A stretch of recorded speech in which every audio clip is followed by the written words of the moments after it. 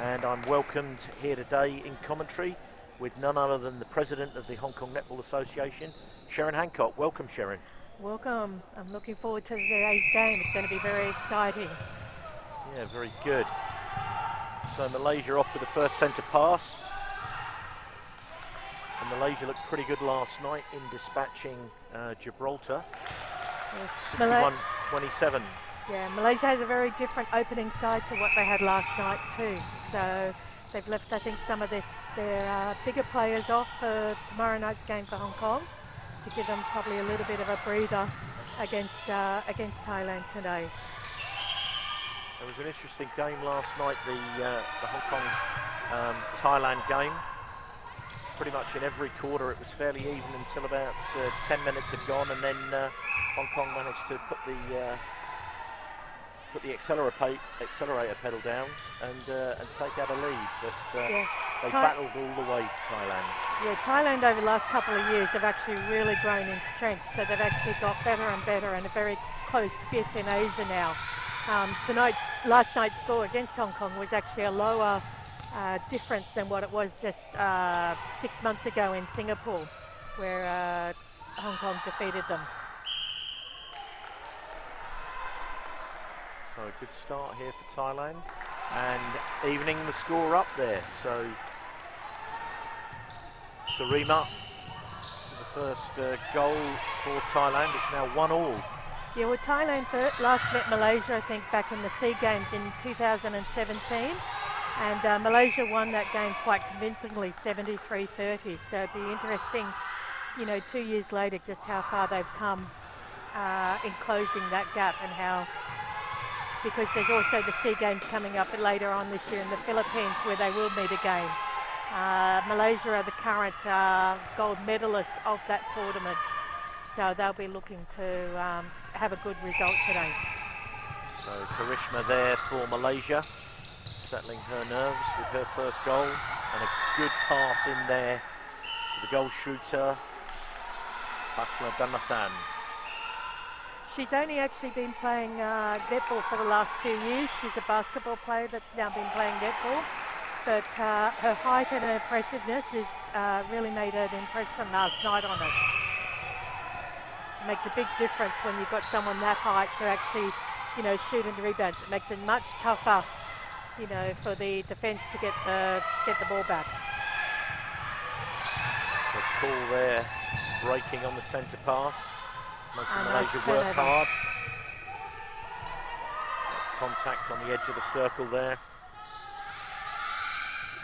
So this should be an easy shot in. And then Karishma pops it back out to a 3-2 lead, so everything so far going with a centre pass. This is the story of last night for Thailand. They stuck like glue to Hong Kong in the early part of each quarter.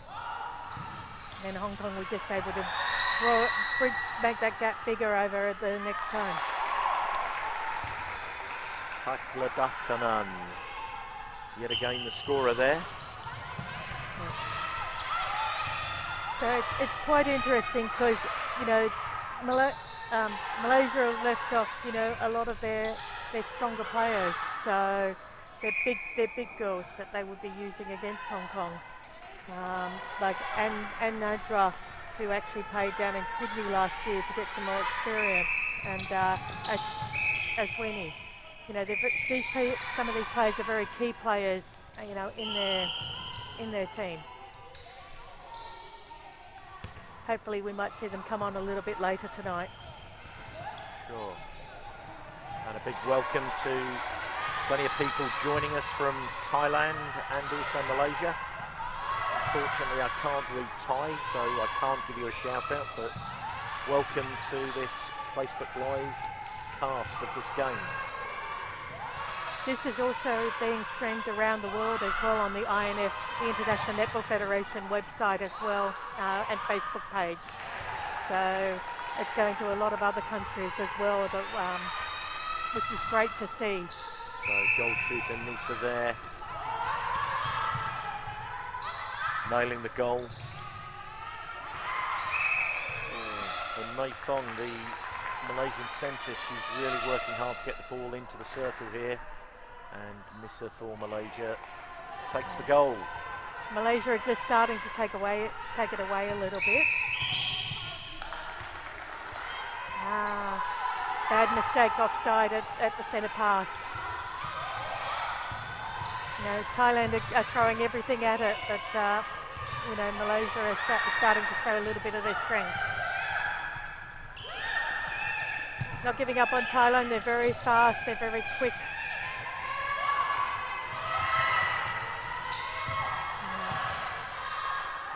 Finding it hard to get it into the circle, to get it into the tall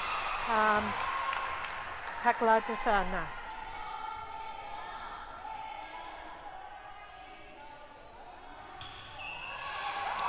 The goalkeeper there has just got that height to be able to match her, so that it's just making it difficult. And Malaysian goalkeeper there, Nora, working hard, but just gave away contact under the net.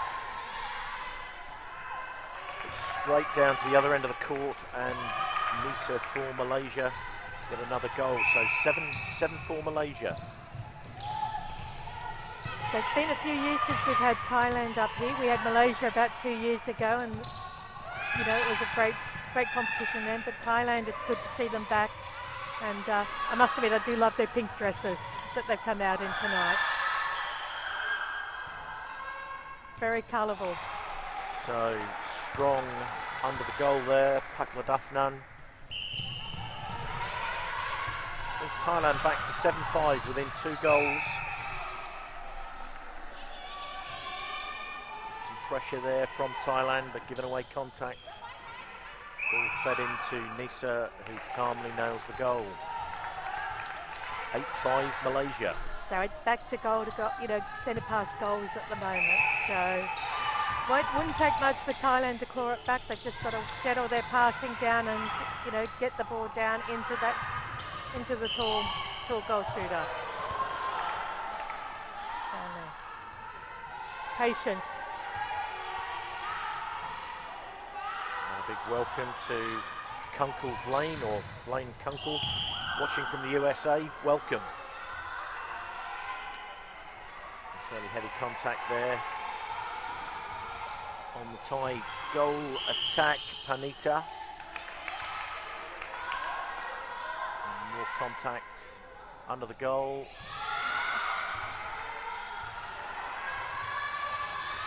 It's great that we've actually got a Gibraltar umpire as well this time, so it gives us a little bit of different view of how the umpires around the world actually umpire. Because every region, every country is slightly different as well. So, you know, with Gibraltar playing, it's given her opportunities to different styles of play. You know. So, some pressure from the goalkeeper Nora from Malaysia, being put under pressure. Sarima from Thailand nails the goal, but here we have Malaysia moving the ball down the court very quickly. Nice shot.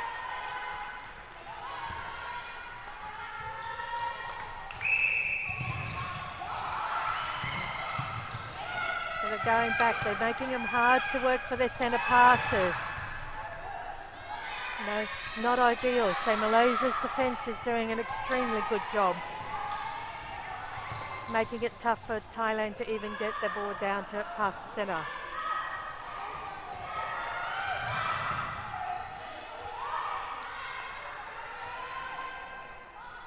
So good pressure there from the Malaysia goal attack, forcing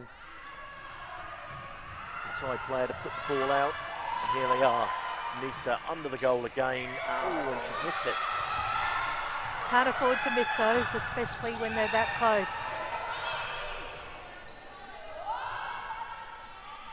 Nice.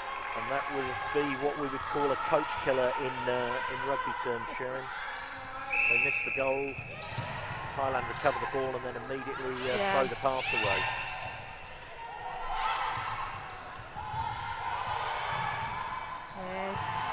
Thailand's now up the defence and making it tough again for them to get free down this end. So, you know, it's a very good tussle going on here. The thing with Asia is that we don't have you know, the top 5 teams are probably reasonably close together. Thailand's been getting better over the years, but we all know each other's style and plays, so, you know, we're able to adapt our plays to those ones. A good goal there from Karishma. So, 11-6. Thailand centre pass. Somebody else been caught there for contact from Layla, the Malaysian wing defence. So stepping call there.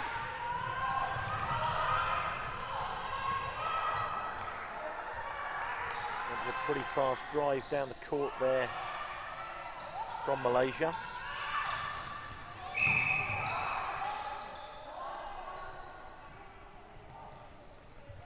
So the umpire here, UB, has probably umpired these teams many times over the last years, being from Singapore.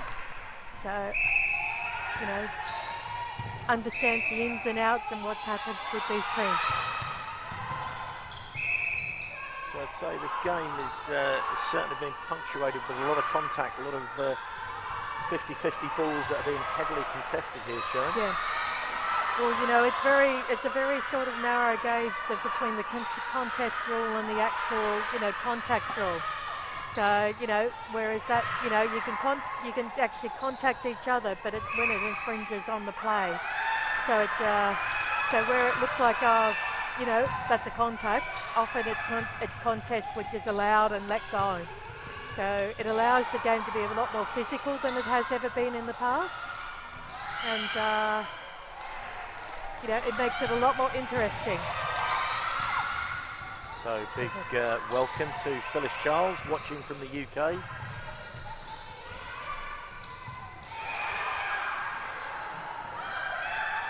Probably with a cup of tea and a bowl of Weetabix there in the UK at the moment.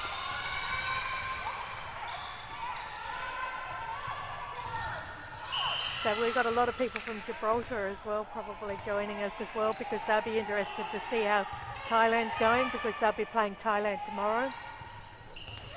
Hong Kong plays Malaysia, which will be a great tussle, because, you know, we've beaten Malaysia a couple of times, and Malaysia have beaten us a couple of times over the last couple of years. So it can be anyone's game. Hakla Dutton, again solid under the goal there for Thailand. Again, having to go back, making the space.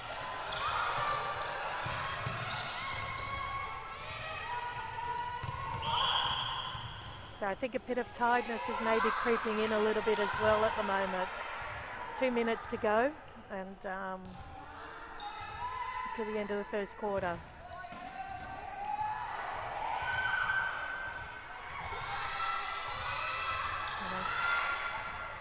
Well, the Malaysian goalkeeper there, Nora, recovering from the contact and getting the rebound there.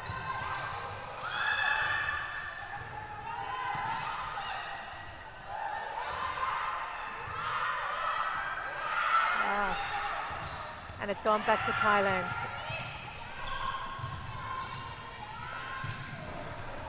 Thailand came out all guns firing, and I think they've just slowed down a bit in this last couple of minutes. They need to sort of get their second wing just for this last minute and a half to try and just get another goal or two or break it back a little bit going into the end of the first quarter.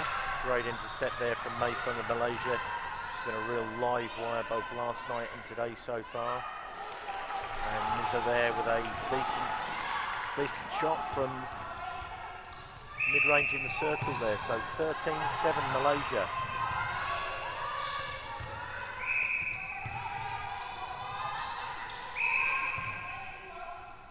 So as I said, the last time these two teams met, it was 73-30 to Malaysia. So hoping that it's a bit closer this time. So Karishma there, screening the pass for herself, and nailing the goal. Good to see. Phyllis has in fact confirmed that it is a cup of tea for breakfast there in the UK.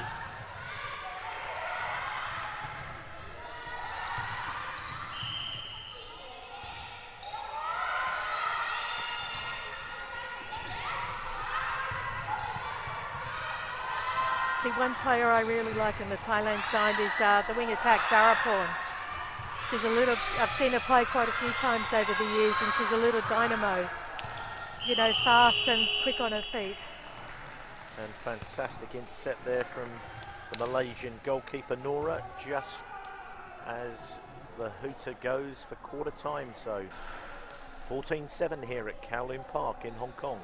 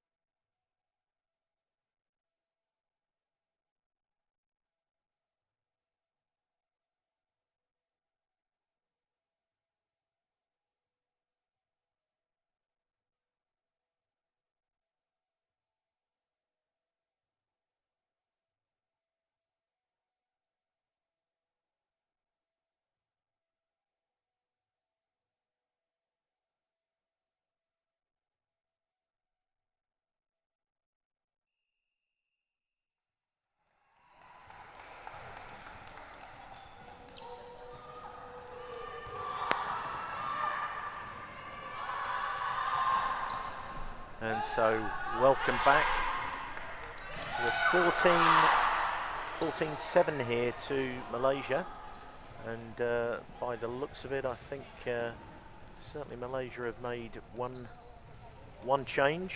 In fact, they've made two. So Charisma has gone to wing attack, from goal attack to wing attack, and Anne Najwa has come on to goal attack. Nice goal to start off with. So Malaysia started off strong again with the goal from halfway out. Well, it's good to see. We've got a lot of support coming through on the feed from Malaysia.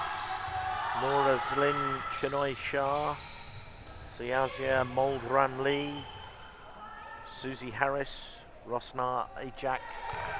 Welcome to you all. And being rewarded for your support there with yet another goal for Malaysia. 16-7.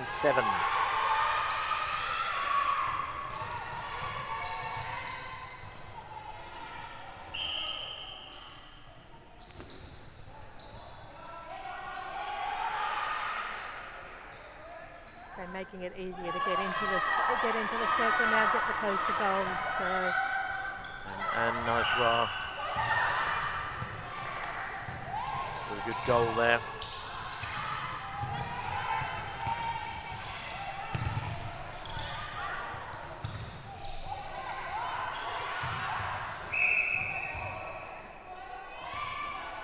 our contact call there.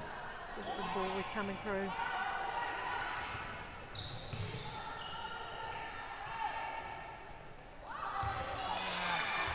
So turnover, Malaysia's back, got the ball again.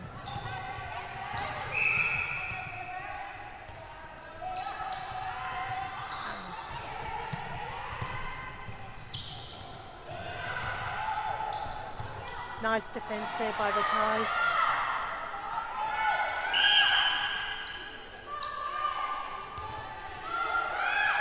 So Malaysia's now got the ball back again, so let's see if they can bring it back down again. Unfortunately it's gone out. So yet again, pressure there from the Malaysian centre. Mei Thong.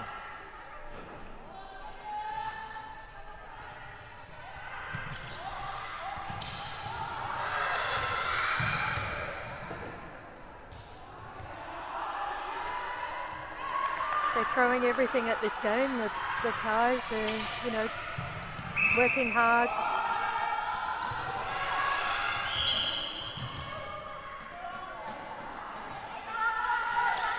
So going from contact to contact.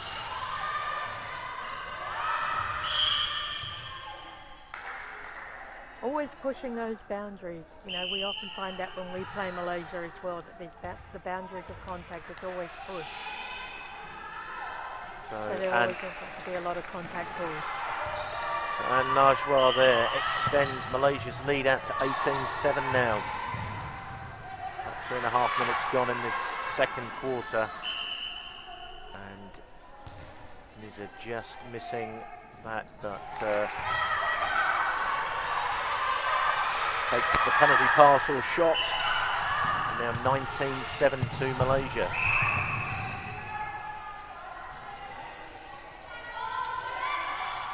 Good drive down court, but it beat the players in the attacking third for Thailand there, and they were short of options. So a bit more contact there going in the circle by the looks of it. Let's see if she can pop it up this time.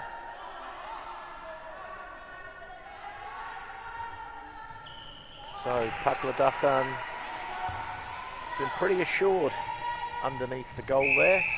Nailed another good goal for the Thais.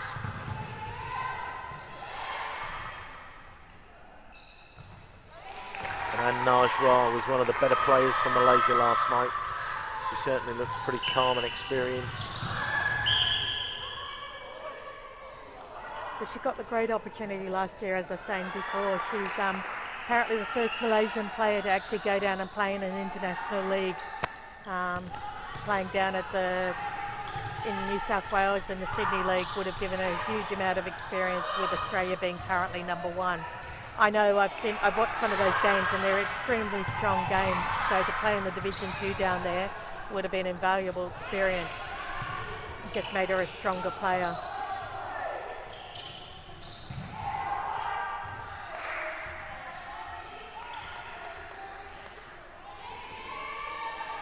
So Thailand's got the ball again.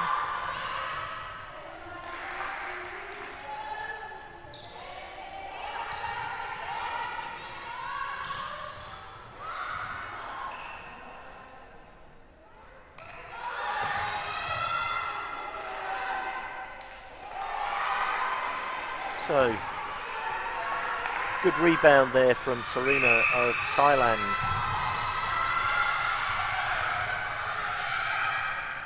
So I think just over 2 years ago, Thailand actually held the Asian Champs.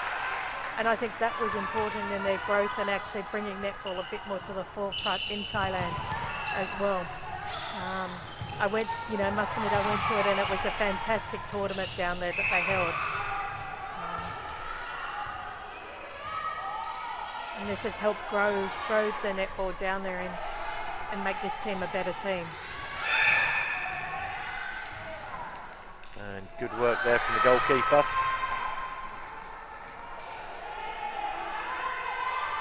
Not something you see very often there, the goalkeeper getting the obstruction or contact call.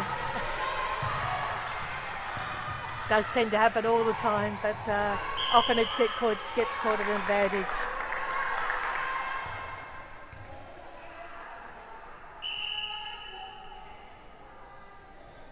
So both out. So and Najwa. That was a good goal there. It's now 22-9 to Malaysia. And Niza with some good skills there.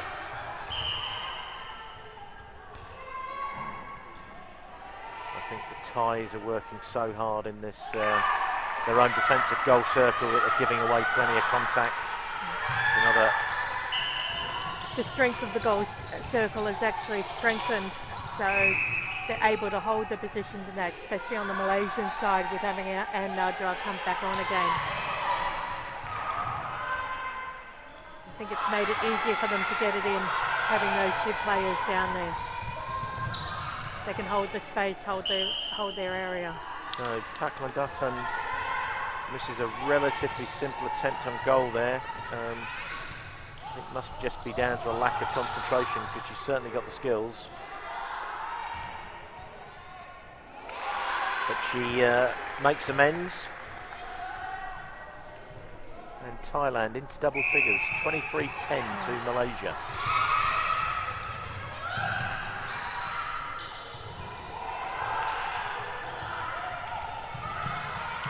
And then characteristic mistake from Mei Fung of the Malaysians there. The pass was just thrown a little bit short on her and died on her. There just seem to be very simple mistakes in the turnovers. The passes are off and things like that. If they can just settle it down, I think Thailand could claw this back a bit. Just saw there, and Najwa is telling a couple of her teammates to just calm down.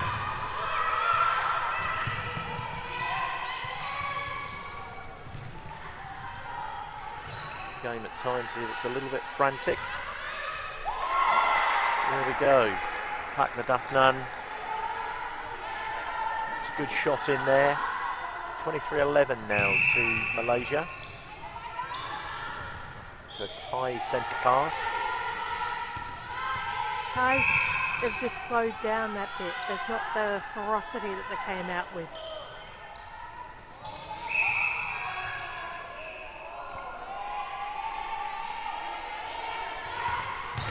Contact call there against Malaysian centre. And the Thai goal attack there goes cartwheeling out the back of the court. Gets the contact call, and Pakmandathan gladly takes the goal. An easy goal. So 23-12.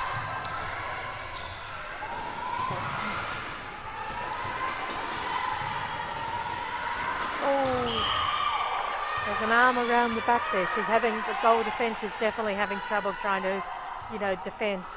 And Najwa, that time she's actually had her arm right around the back, trying to hold her. Which the umpire then pulled. And Najwa settling things down there. A good shot from 3/4 the distance to the circle. Good work there from Serena, got herself free. Now she's drawn the contact, so penalty pass or shot. She gratefully scores. So 11 in it now.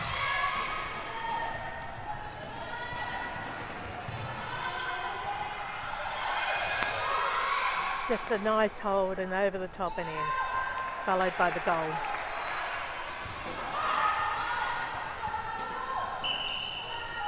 And Naj well. She's got that really nice soft shot and feel that just sees the ball float over the front of the ring, or if she catches the back of the ring, it just drops nicely back in.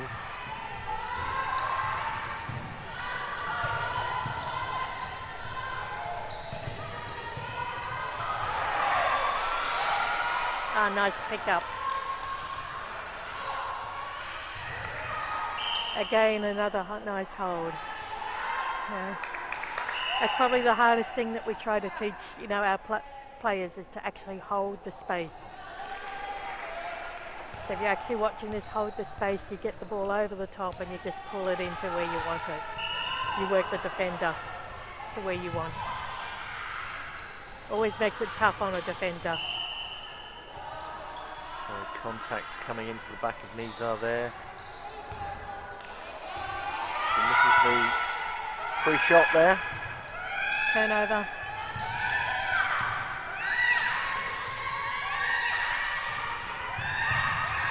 This Malaysian team really putting some pressure on,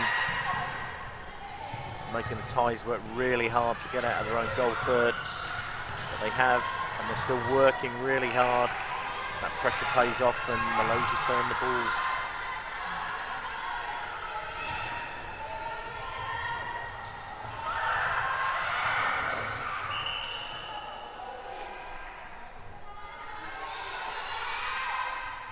Been a good intercept there from the Thai goalkeeper. It looks like it was out on the back line. Nizar from in front of goal.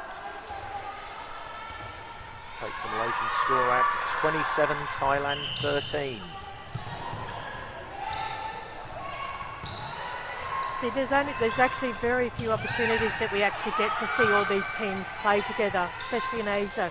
We only have 2 major tournaments in Asia every year, which is the Four Nations and the Nations Cup in Singapore as well, and our Asian Champs, which we hold every 2 years. So being able to see these teams play against each other is just a fantastic event to see. And it's gone out again. So Thailand's ball, let's see if they can get it in. Get it in, work it into the shooter. See, nice hold of space there again, and that's forcing the keeper to contact.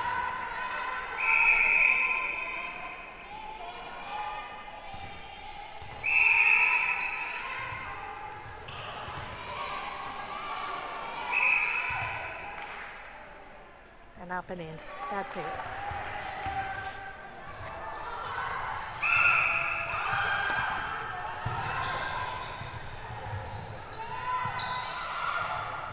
So Thailand, I think, have actually done quite well in this quarter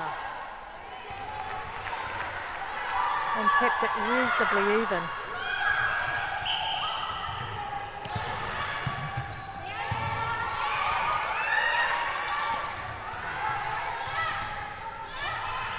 Making them work again.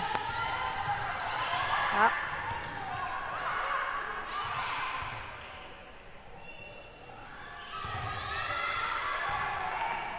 Paknadathan doing really well to hold her space, to take that high ball, but then missing the shot. Fortunately, the pass in wasn't quite in the right position behind her, making it a difficult take.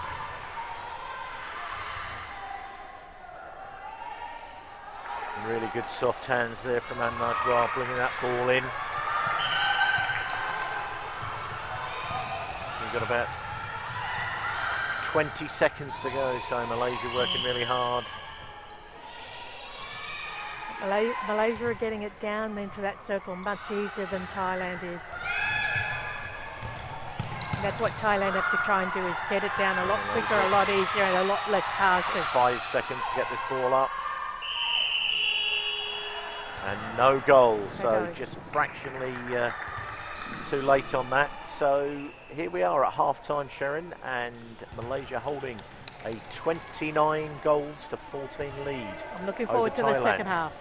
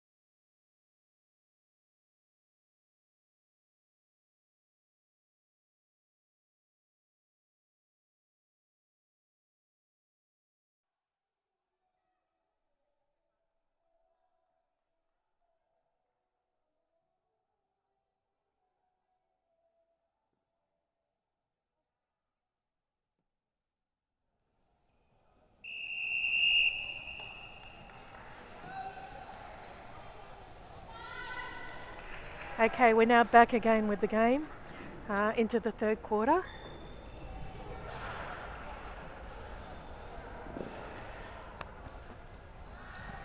And the Malaysian coach, holding a 29-14 lead, has actually made 6 changes here, Sharon. So it'll be interesting to see whether these changes add to what Malaysia are able to achieve in the first half, or whether it diminishes.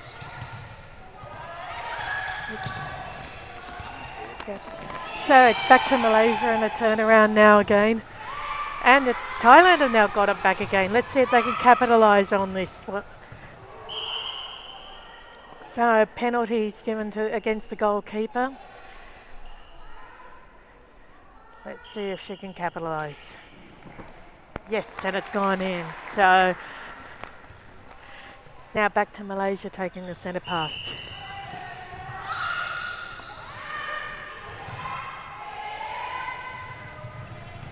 So it looks like Thailand unchanged here at half time. Stuck with the same team. So, and Najwa, one of the positional changes, going from goal attack to goal shooter. So 30 points, or 30 goals to 15 now. We start the second half.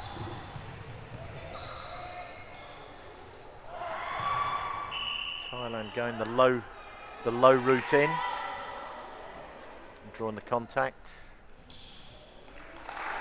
And a good start so far to this quarter.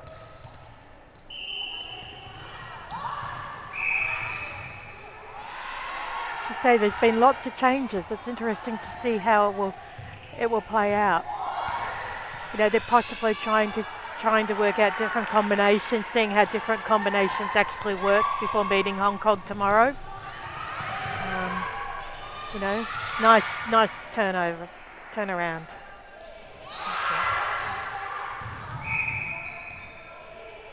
I'd say fairly uncharacteristic miss there from An Najwa, leaving that attempt on the goal well short.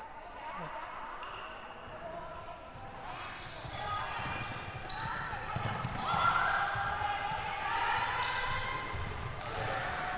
Thailand are back. You know, they seem to have a bit more pep in the step again this quarter. You know, I think the half-time break just gave them that little bit of energy.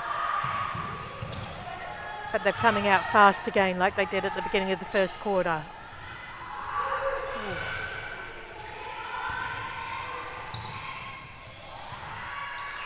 And good work there. Serena with obstruction there gets a second opportunity.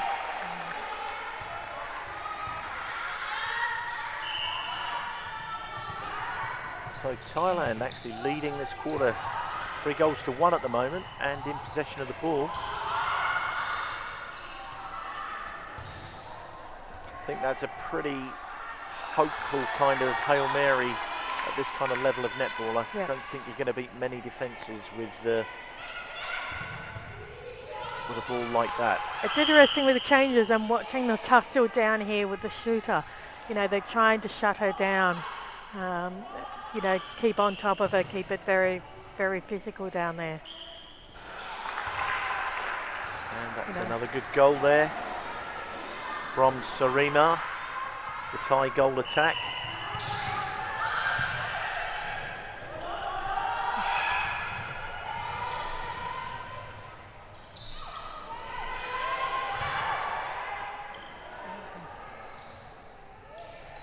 And there's continuing where she left off in the first half.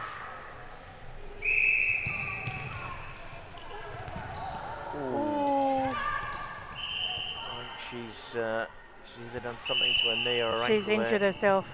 She's looks like she's calling time there. Yeah. So with the time, she'll have to come off. They said there's only a 30-second timeout now, so she will have to come off, and they'll be bringing another player on. So the Thai mechanic there, seeing what she can do to fix her, and the bib coming off. I think as soon as she'd recovered that ball and she started to move the ball away, she knew. That's one very strong Thai girl there. Yeah. She's just picked her up and took her over to the bench. So who have we got that's just come on?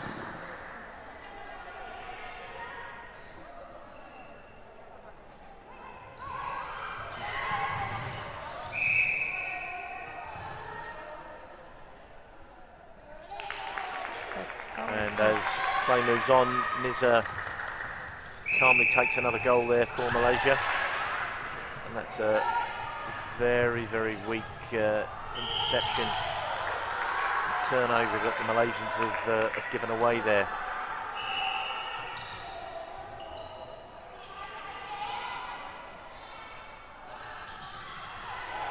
So that's a fantastic shot with virtually our first touch of the ball. Coming on the new Thai goal attack.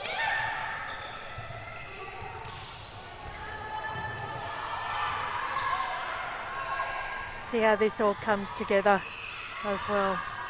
So yeah. As I thought, Thaidaporn has come on.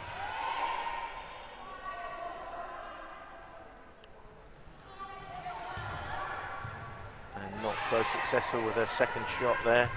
Yeah.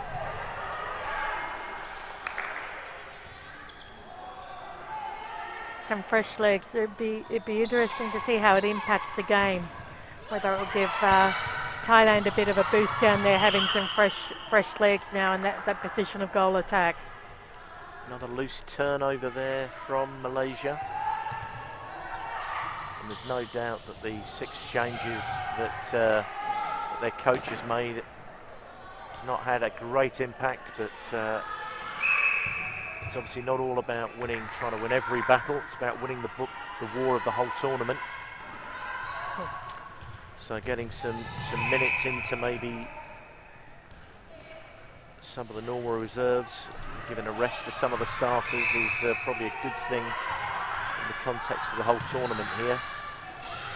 Still holding a commanding 13-goal lead. She feeds that ball into Nizza, who's been pretty assured. I would imagine her shooting percentage so far across these 2 games would be pretty high. Yes. She always makes a big impact on any game.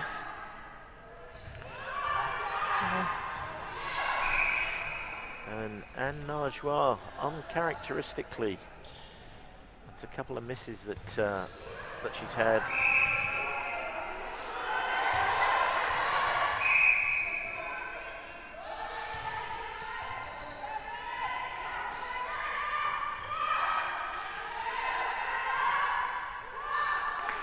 Straight in. Getting herself back into the groove there. Just having a bit lingering gaze at after that shot, just make, you know. It's a really good interception there. Nice pass. From Nora. The Malaysian goal defence.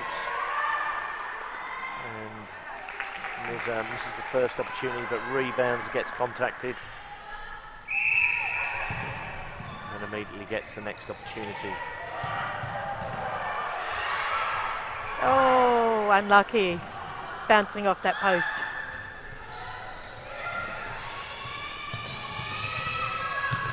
Oh.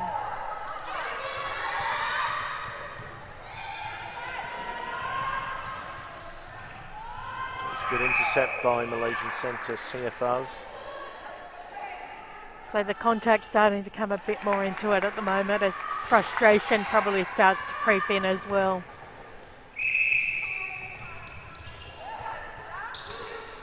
So it looks like Malaysia have maybe woken up a little bit. They've had a run of 3 goals there. Yep. Maybe the combinations are starting to come together.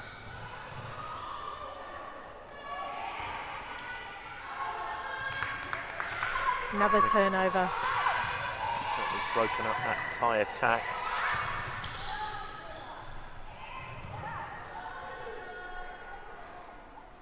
And straight in. And Karishma, having moved out from goal shooter, complementary goal attack to wing attack. She looks equally at home. Bit of late contact starting to come in again. Thailand have just got to be a little bit more disciplined, just watching those late arms, those late contacts. I'm sure that the fatigue is starting to tell as we're 10 minutes into this third quarter now. The ladies will be getting a little bit tireder.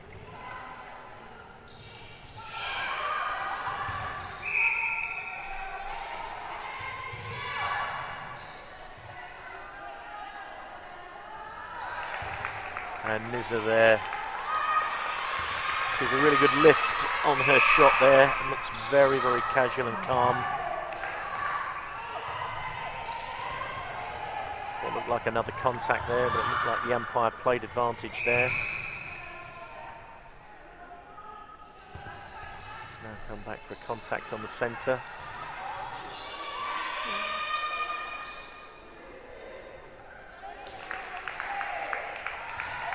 Another goal. Another goal, so Malaysia opening up a 21-goal advantage over Thailand here as we're 5 minutes from the end of the third quarter. And another Thai attack breaks down in the goal third, and Malaysia drive the ball up court. You know, the ball is going very fast now back down to that circle. You know, Thailand are getting their game down.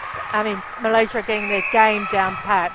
So it's just going bang, bang, bang and into that circle most times.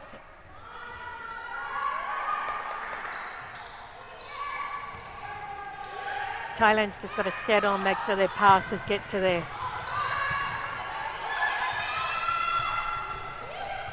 Well, I guess it was to be expected with 6 changes, and there we have yet another Thai attack breaking down, or should I give the Malaysians credit for breaking it up, and then they're bringing the ball back up, assuredly into their attacking third. So, Anne Najwa drawing the contact inside the goal circle, and she calmly takes the goal. Yes.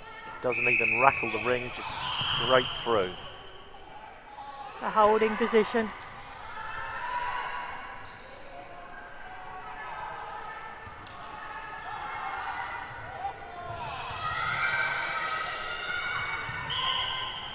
So looking at this now, Sharon, as we're about 3 minutes from the end of this quarter, Thailand have only scored 5 goals in total, and they were leading the quarter 4-1.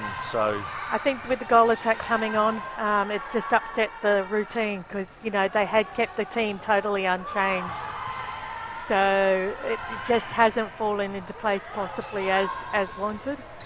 Also, sometimes, you know, you're thinking about that player on the sideline. Are they seriously injured? Do you think they're going to play the rest of the tournament?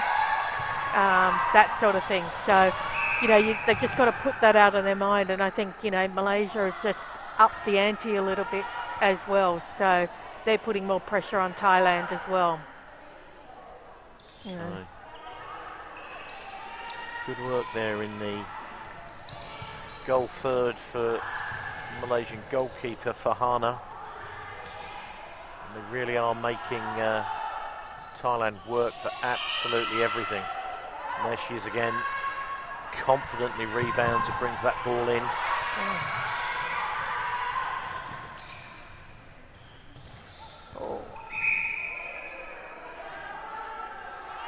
They're throwing everything at trying to get that ball.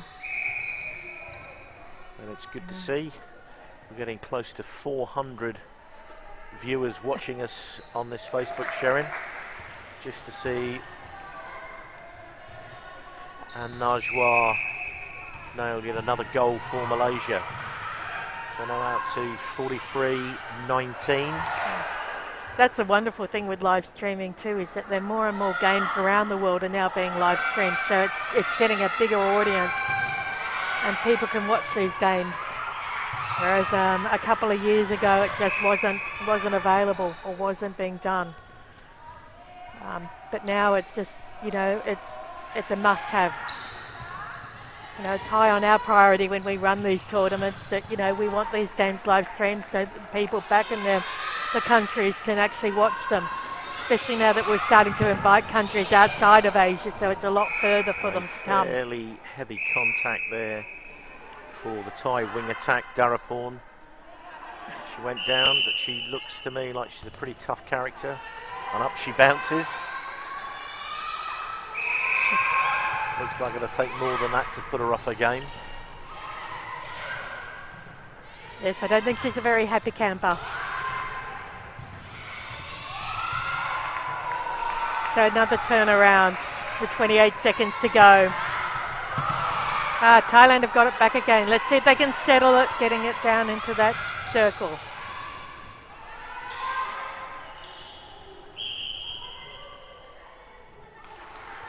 Oh.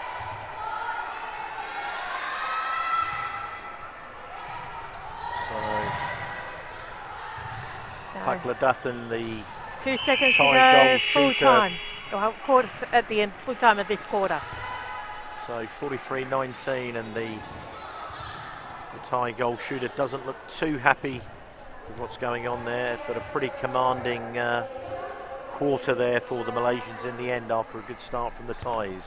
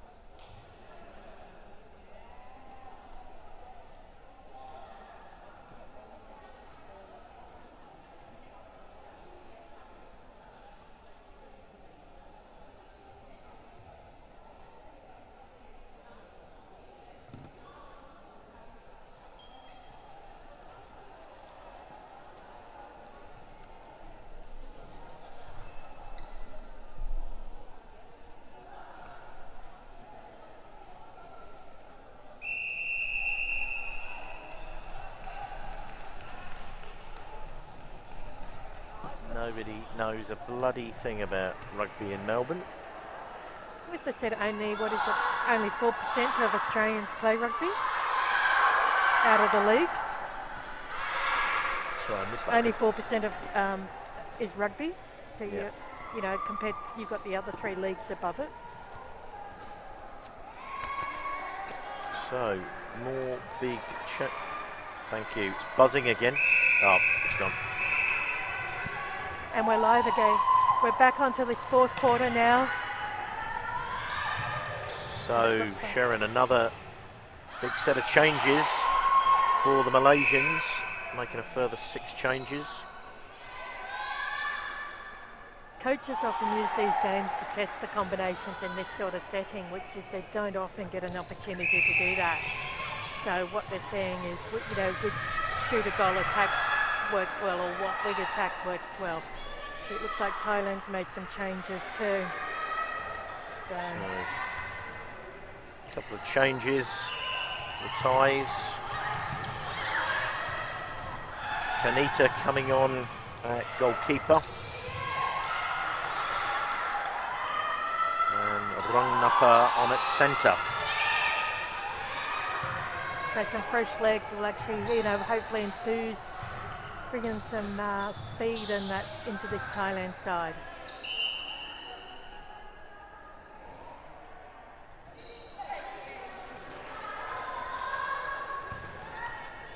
So Shikin. So another shooter goal attack, new combination going on down here with Malaysia as well. Well, Shikin was definitely the #1 shooter for Malaysia. She's on for this final quarter.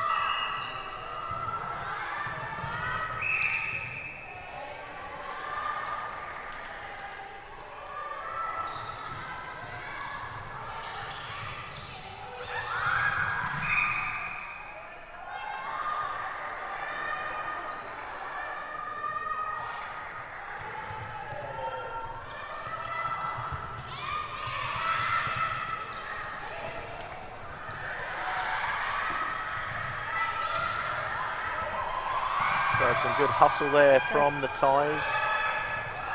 Need to make sure that Thailand's just got to settle it, take their time in getting it in.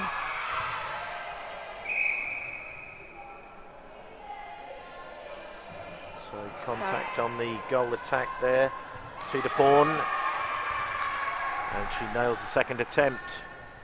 So good start yet again to the quarter by the Thais. They seem to make good advantage of the rest they get between the quarters. And here she is, Shikin. But using that height of hers, she's able to bat the ball back up and make the second rebound. It's just interesting the 2 style of plays down in the shooter end when you've seen them. The Thailand end seems to be fast and furious. The Thailand end seems to be fast and, you know, quick and let's get it down, whereas Malaysia actually is taking its time and, you know, making sure they use that time to get the ball in and breathe before taking the shot.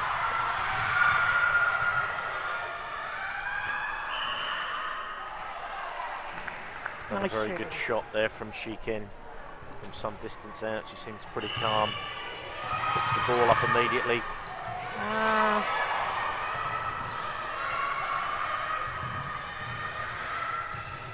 Taking.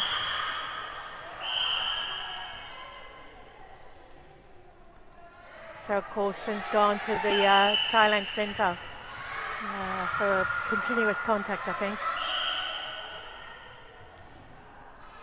You know, the 2 umpires, I think, are just trying to settle this quarter down. Both teams are coming out and just giving it all. So it's going to be a tough quarter for the umpires because they're also tired as well.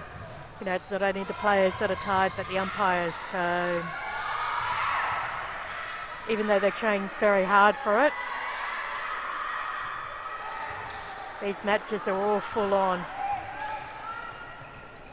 Really seems that Malaysia have come out in this final quarter, starting to make a bit of a statement here.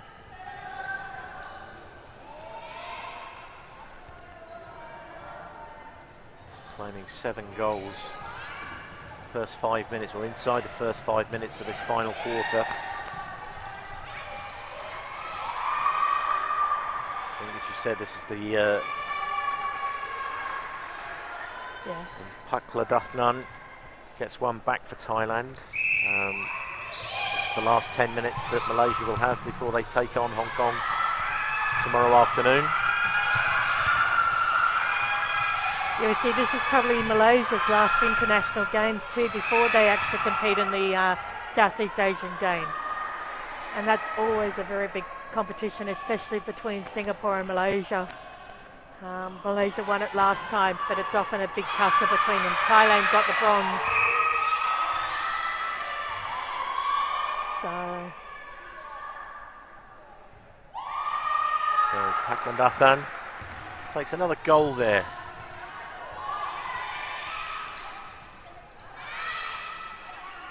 So the opening 5 minutes of this final quarter, that's 7-5 in favour of the Malaysians. So a bit of confusion in the centre passes there from the umpires, which you don't get to see very often.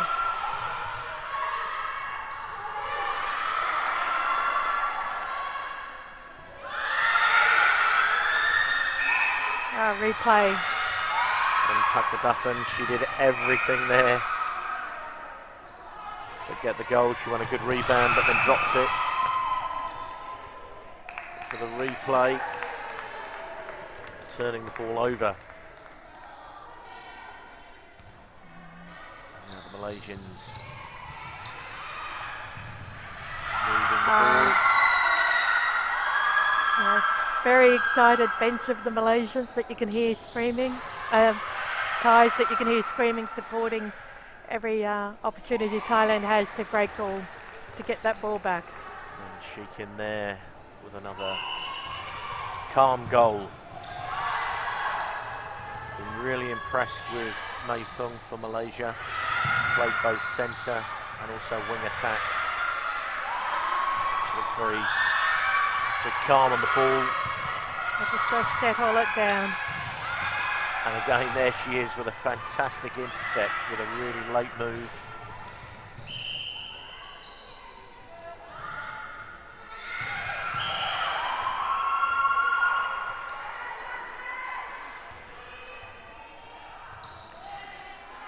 And for once, it's good to see a player helping out a commentator with doing something really good just after we've talked her up. Yep. They're the type of shots that you third time lucky.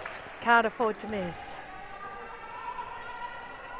But they got it anyway. It's in the bag, as they put it, or the net. So she can. So we're about halfway through this final quarter. Thailand with a fairly commanding lead at 52-24 over Thailand in this game 3 of the Hong Kong Four Nations Netball Tournament here at Kowloon Park. And Thaidaporn with a good goal from a fair distance out for Thailand. Just to update your viewers too, if they're not aware, but there'll be, in at the beginning of July, there's the Asian Youth Champs being played in Japan, where all of the Asian countries, I think 12 of them, will be meeting to play for the World Cup qualifier, which will happen in Fiji. Also, there's the World Cup, and all these games I think will be televised live. I don't think the Japan, the Asian Youth is, but the World Cup in Liverpool in July will be televised, through live streaming. So it's an opportunity to see some world-class netball, and both Singapore and Sri Lanka will be representing Asia at that one as well. So, if you love your netball, that's a must on your calendar.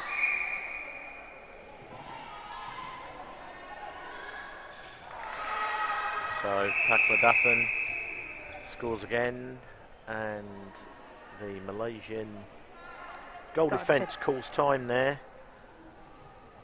Azila, looks like she's done something to her ankle. She's making the move off. Yes, unfortunately, ankles and knees are the injuries of netballers. And coming on to replace her is Nora, who's played both goalkeeper and goal defence so far in this game.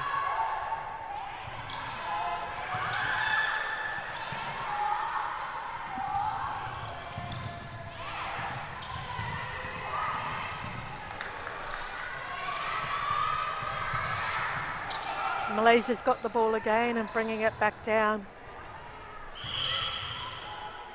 There's a lot of holding and a lot of pushing down in that circle at the moment.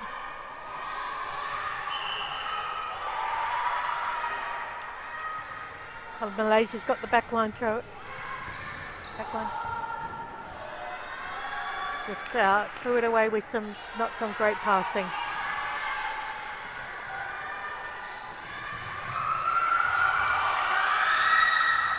So tomorrow's games actually look really interesting. We've got Malaysia and Hong Kong. They play at 6 o'clock Hong Kong time, and Gibraltar and Thailand play at 4 o'clock, and both will be live streamed as well on both the Hong Kong Netball Facebook page as well as I think the INF Facebook page. Both of those games I think will be exciting and close, and that's what we come to see. Is we come to see, you know, great netball being played over these 4 days.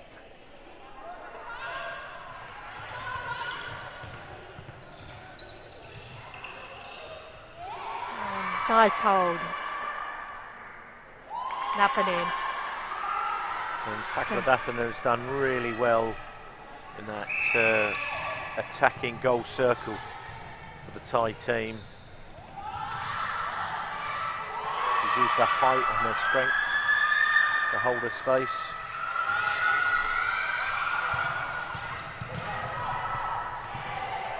But you can see every time that she misses a goal, there's a big slump of both shoulders. Yes. I think she...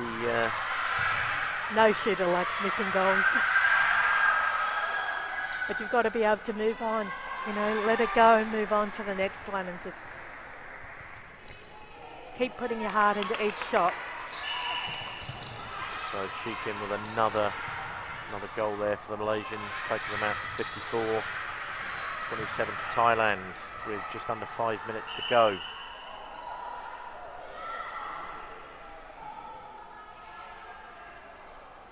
And up it in.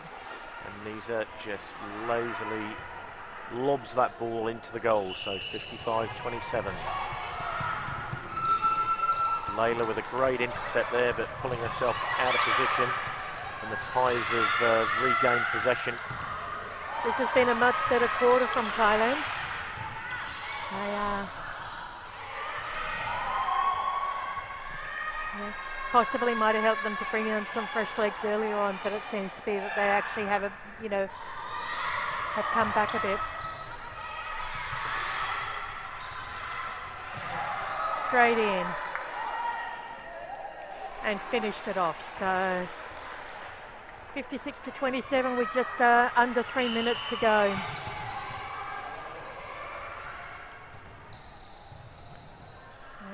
Wonderful in and out. So Sheekin with a great rebound there. Claims the goal. So it looks like at the end of this, with just 2.5 minutes to go, that Malaysia are going to go into day 3 undefeated. And Layla again with a good intercept there for the Malaysians. And chasing back there, Taidaporn. Getting the contact there from Layla.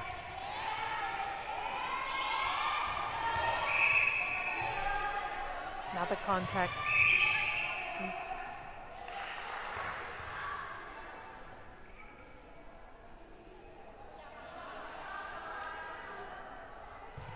And nice shot to finish it off.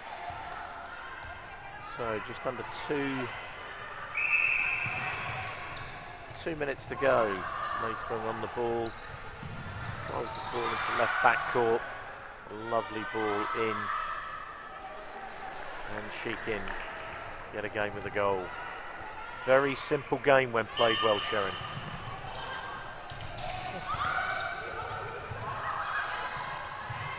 She's very strong, the Thai goal shooter. No. And I think it's made a big difference to their team, bringing her in. And that's 2. So another caution given to the goalkeeper. A few cautions given out in this last quarter, which I think shows that tiredness is kicking in, and just the discipline is just waning a little bit.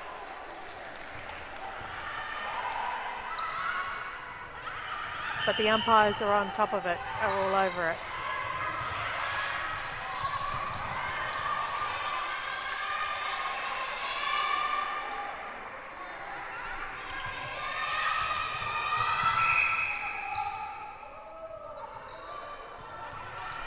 So just over 30 seconds to go now, Sharon. Mackay break that up and come down court, see whether they can get a final score here.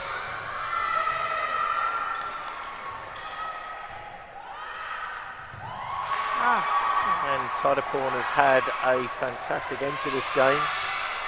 They've scored 3 goals in the last minute and a half. So once this is finished, apparently at 7:30 Hong Kong time, they'll be having the welcoming ceremony, which they will be televising, live streaming, and then Gibraltar play Hong Kong after that. So there we have the end of Game 3, and a solid win, I would say, from Malaysia, making lots of changes throughout the various quarters there, coming away with a 59-30 win. And I would think that the Malaysian coach would be pretty satisfied. She's given a whole squad of 12 a really good run there.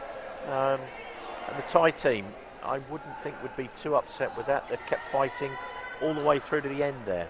Considering the last time they met, it was 73-30. So 59-30, I think they'll be very happy with that score. Especially as they will also be playing Malaysia in the Southeast Asian Games. So, I think both teams will be very happy. Yeah, and do you think it bodes at all well that last night Thailand were able to score 42 against Hong Kong, but only 30 goals here tonight against Malaysia? Does that give us any form for the head-to-head matchup? I don't think so. I think losing their shooter, and hopefully she'll be able to come the goal attack. Hopefully she'll recover and it's not too serious an ankle injury. But I think they'll bounce back, and it will be interesting to see a really good game tomorrow against Gibraltar. I think it will be a great day. So tune in tomorrow to definitely watch some very good games. And a big thank you to everybody that's been tuning in around the world, especially those from Malaysia and Thailand. Thanks very much for your support. Thank you. Bye-bye. Thank you.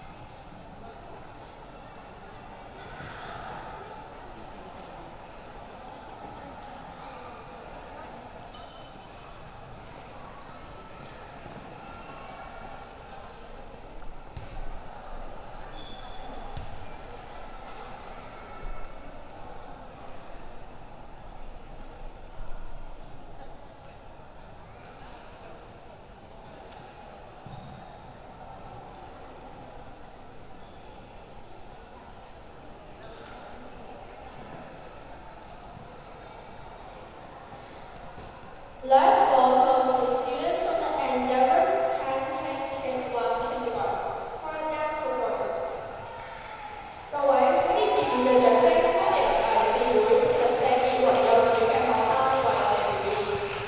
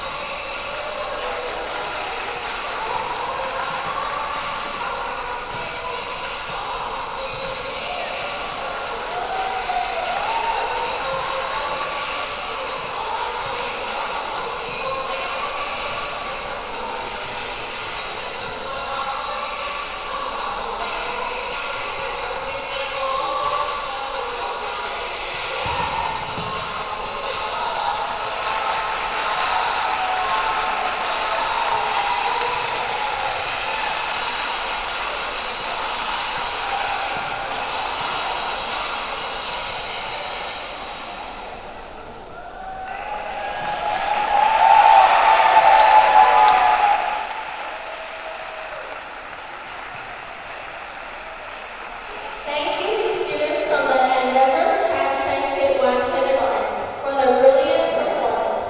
多謝嚟自會長嘅紀律嘅學生精彩嘅表現。May I please invite all participating players in the Four Nations tournament to come on court and take a photo with the students. 請各參賽隊員進場，同學生一齊合照留念。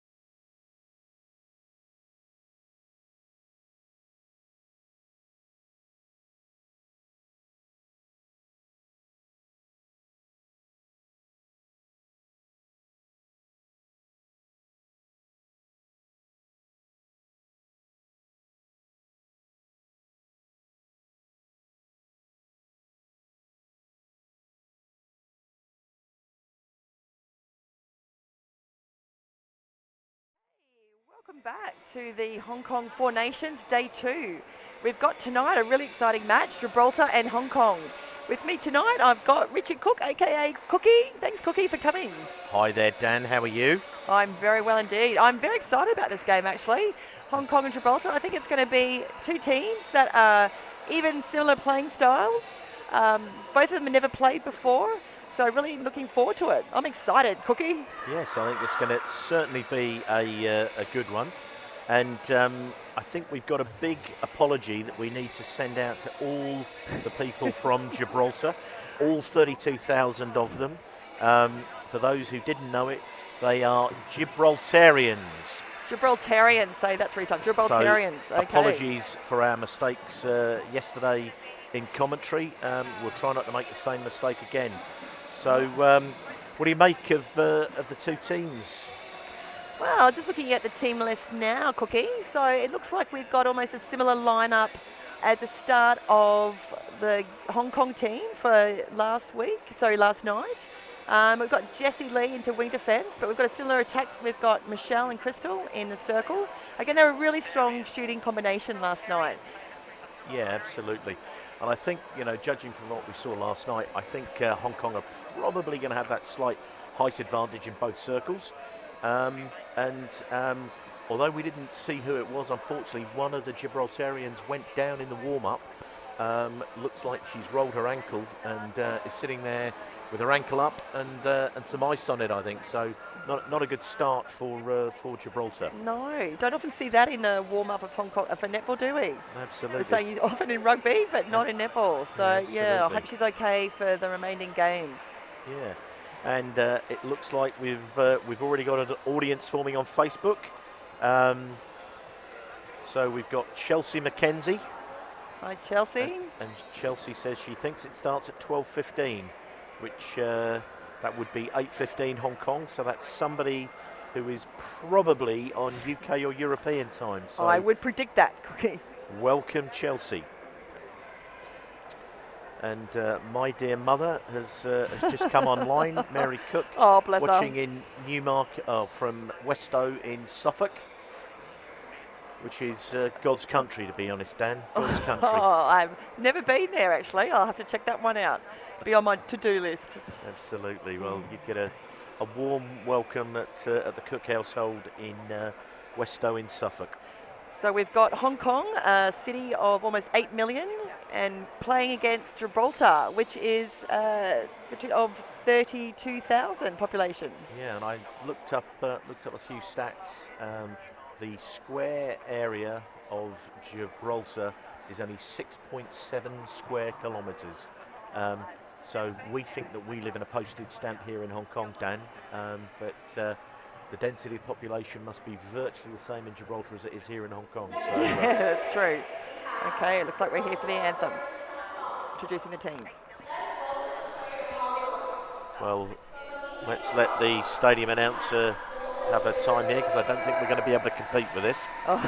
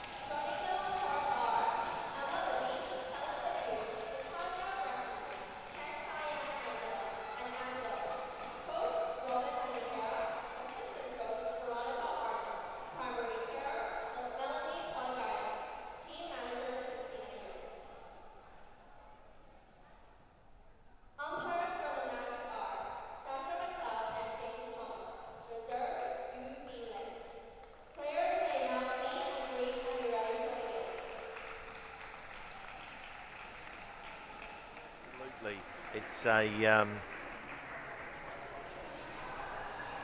all big exciting. game here. Exchange of gifts between the players and coaches there.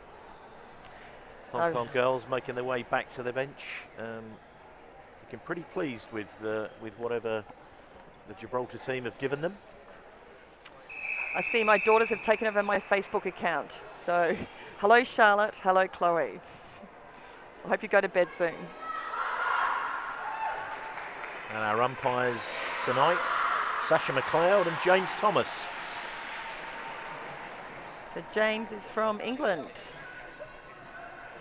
And Sasha, I believe, New Zealand? Our umpire from New Zealand? I believe so.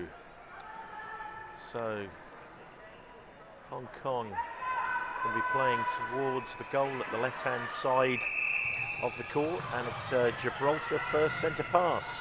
So I see they've got Kate Smith out now in goal defence. She had a really strong game in goalkeeper. And Becca Miller was goal defence last night. So let's see how this defence combination goes, switching around. We've obviously got the height in the circle on defence. But Gibraltar, they're very fast, they're very fit. They play a nice, short, fast game.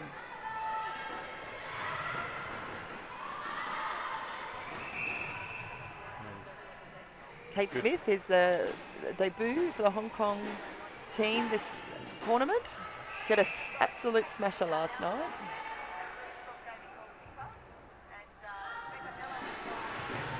So Great Hong Kong rebound. break up that first attack from Gibraltar.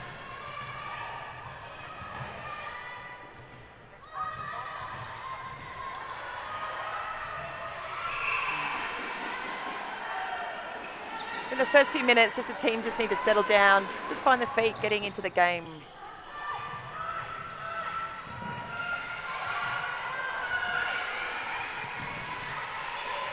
So Hong Kong last night, Cookie, they played more of a zone defence, particularly down in defence. So let's see how they're playing tonight. Looks like they're a bit more man on man tonight.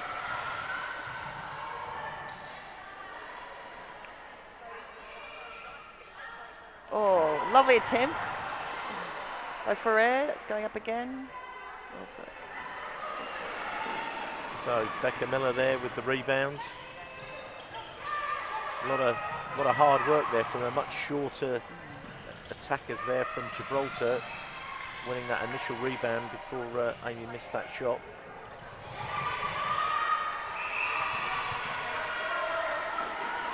So it's only been 2 minutes, Cookie, but it seems Gibraltar's coming out with a lot more intensity tonight. Absolutely. I think defence is to the fore at the moment. I think we've had 4 turnovers already. This was Gibraltar's centre pass, and there we have another turnover. Here we are with a couple of minutes gone and still no score.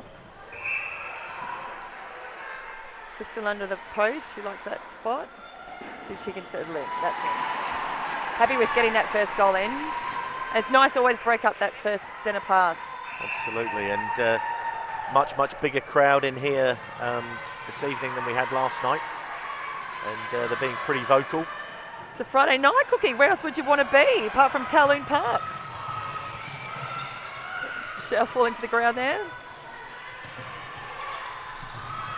So Gibraltar last night, obviously playing against Malaysia, and it was quite a physical game last night. So I think Gibraltar will be ready to get in there and be prepared for a tough physical match tonight. Absolutely. Not sure what you can read into the head-to-head scores, because I think it's very different playing each team. But again, Gibraltar are definitely marking up and being fairly physical here.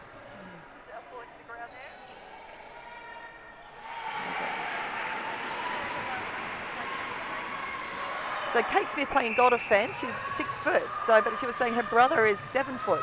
So obviously coming from a very tall family, but it'd be nice to having that height coming through that centre third.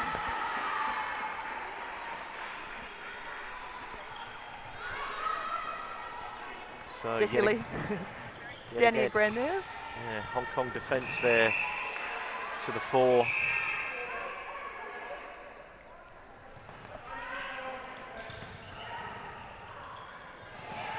Great pass in there to Crystal.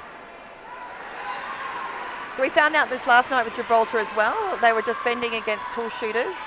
So we're just sort of lacking that height in Gibraltar in that circle, defence circle. But their captain, goalkeeper, Rosegno, doing a good job against Crystal Cox.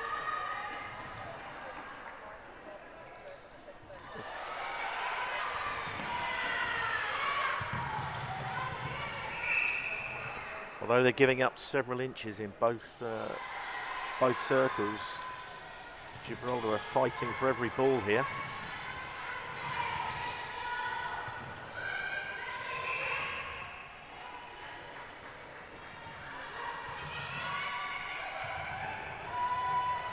So this is the first time Hong Kong's ever played against Gibraltar, which is really exciting. So it's just an unknown quantity. We just able to watch them obviously last night against Malaysia. But as I said, let's play a very similar style of netball to Hong Kong.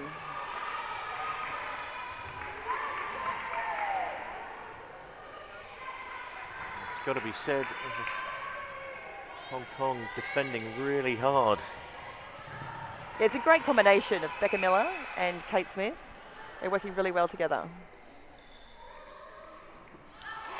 Our first goal on the scoreboard for Gibraltar. So Amy Pozo, the goal attack. She's a world dance champion, Cookie. Yeah, I think we definitely need to find out what dance she is the champion of, whether it is the Paso Doble or jazz or maybe it's hip hop. Oh, line dancing, could be.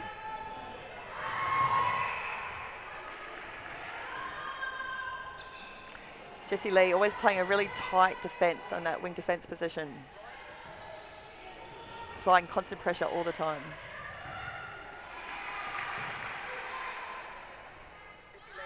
Another shot there from Ferrer. So, yeah. So, Courtney Ferrer there with the score.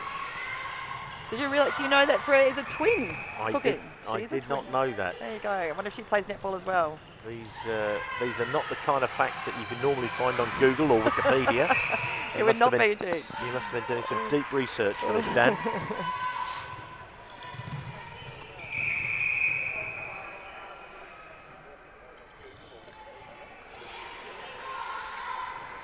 And referee James Thomas, some stern words there. So quite a low-scoring game with 6 minutes into it. We're only at 3-2 at the moment. So both teams are applying a lot of defensive pressure. Lovely shot there too from Ferrer. They're able to find a bit more space tonight in the circle, the shooting circle, giving a bit more shooting opportunities. Yeah, and after jumping out to a 3-goal lead, Gibraltar have certainly pegged Hong Kong back here. Ferrer again. Oh! Sort of why she wanted to pass that one off. Just a little bit of a hesitation in the shot there, and I think that was good defensive pressure from Becky Miller.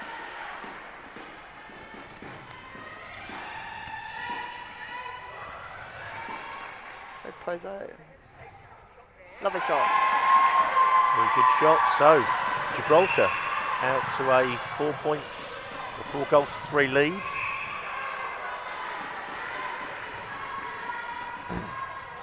So Hong Kong and Gibraltar, both teams have got very experienced players.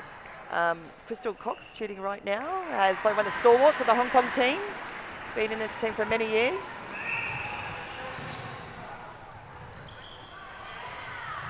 Oh, great pressure from Miller.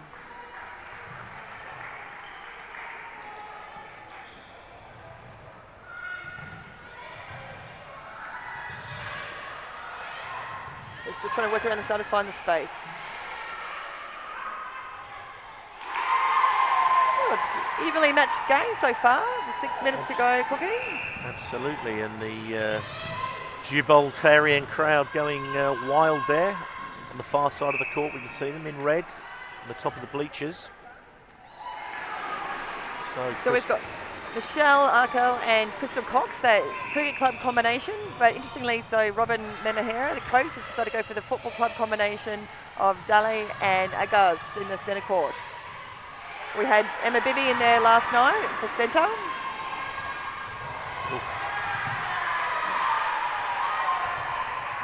think that might have been a step there by wing defence.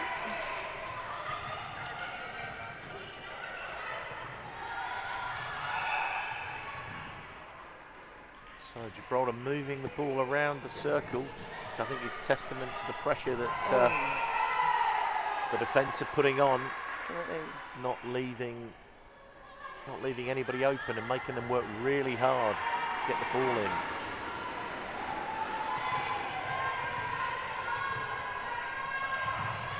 So speaking to the Gibraltarian coach this morning, Sarah Paz, and just said they had a nice little run this morning, bit of a rest, ready for their big game tonight. Obviously they had a physical game last night, so I see there's quite a bit of strapping on all the players, Cookie. Absolutely. Well, I think it's a fairly physical game out there now. The good intercept there. That was great reading of the ball there from Kate Smith. Kate Smith is a physiotherapist herself, so should we have a bit of strapping techniques. Help out the team with the other team physiotherapist, Mel Pottinger, does a great job keeping the girls on court.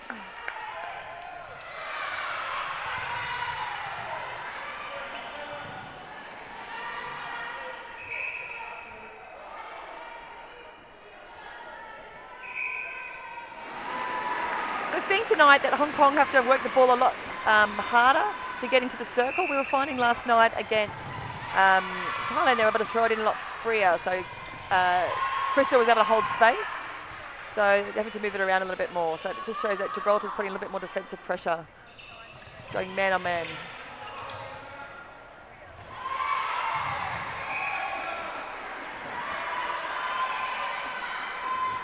Yeah, I think there's no question that Gibraltar's really putting Hong Kong under pressure here.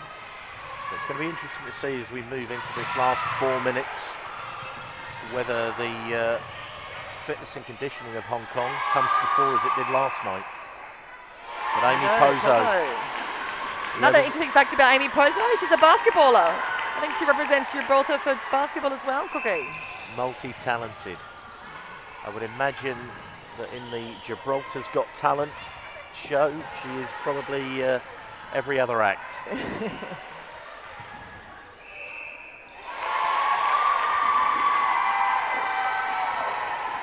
So Gibraltar, singer centre and wing attack are actually sisters. Got the Joelle and Janice Marino.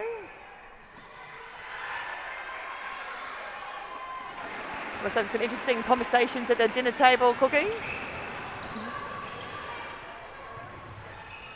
Great to go and talk to your sister as well.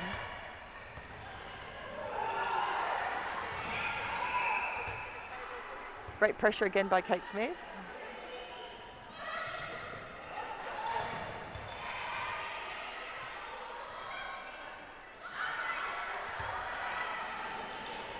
There's no doubt Hong Kong know that they're in a game tonight. If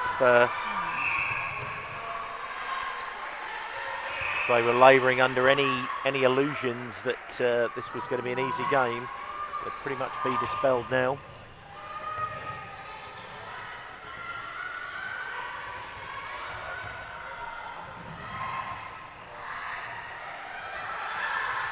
And again, that benefit of the height in the defensive circle.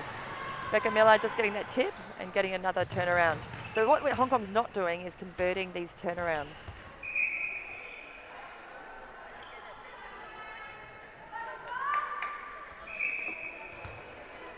So Crystal got slightly nudged out of court there.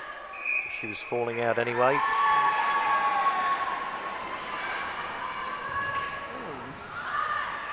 Turnaround for Gibraltar. And that goal was disallowed.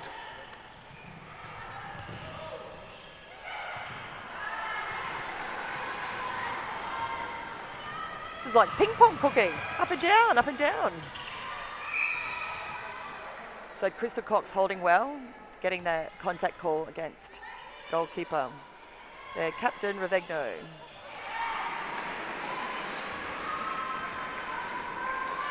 So let's see if Hong Kong can consolidate that break that they've just made.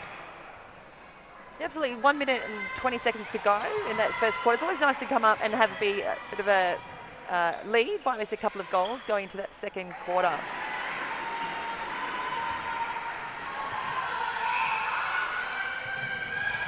So I think would settle Hong Kong nerves if they could break this Gibraltar centre pass. Certainly trying to apply a lot of pressure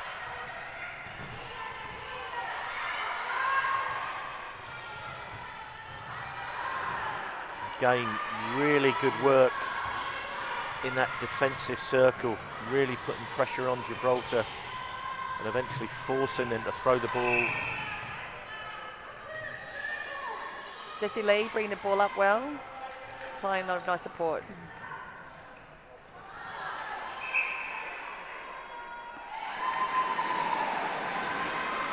So I think that's a pretty important goal there, breaking the Gibraltar centre.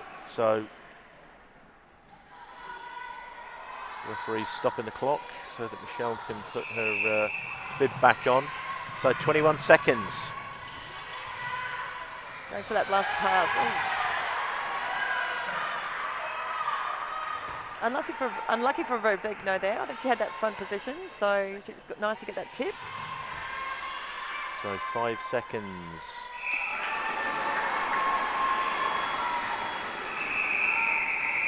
Okay, So first quarter, 10-7 Cookie. Absolutely. Well, 11-7 I think when the score goes up.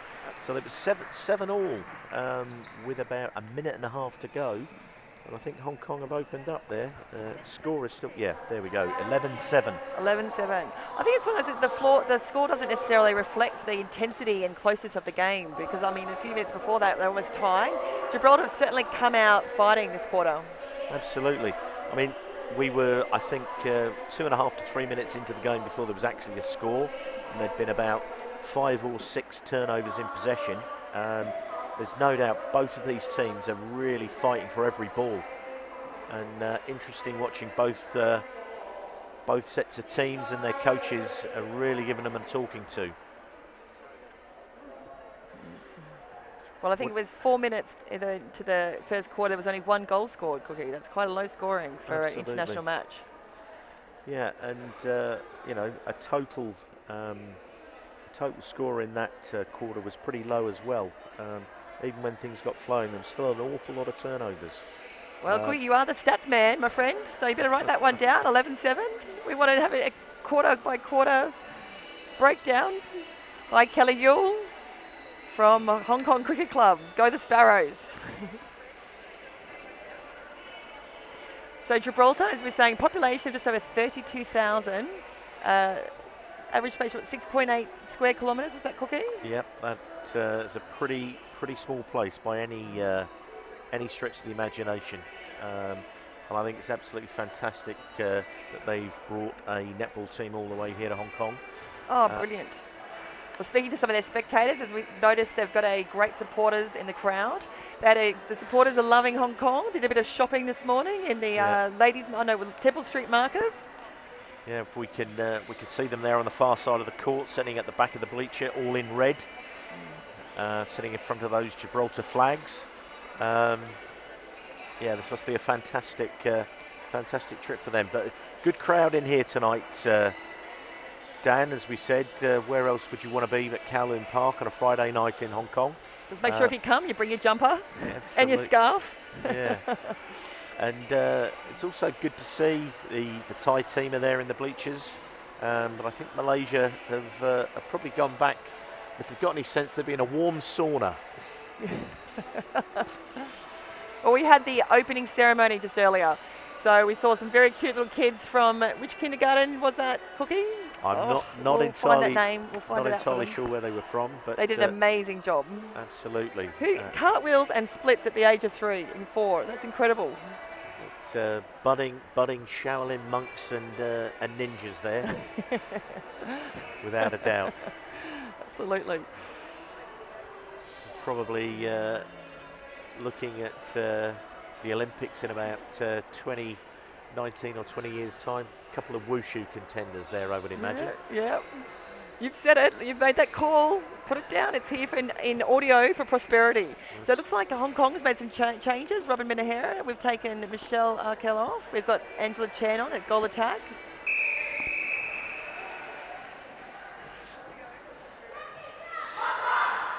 See if there's any other changes. And we've got Emma Bibby coming on at wing defence to replace Jessie Lee. And Tassie Brokenridge coming in goal defence to replace Kate Smith. So quite a few changes in the Hong Kong team.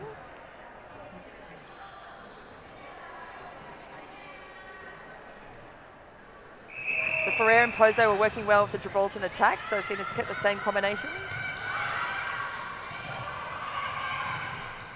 Been a replay there.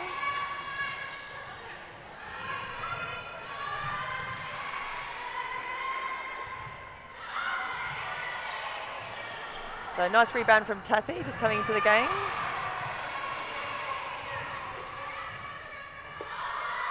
That pass was a pretty big ask for Emma Bibby to get her hands on, but a great shot Lovely there. shot there. That basketball, I think, must help that Cookie. Going for the long bomb.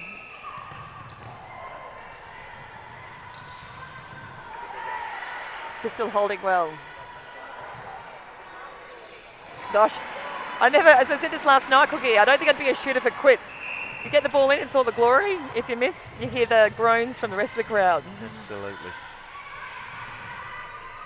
Crystal Cox doing a great job. Had a fantastic game last night.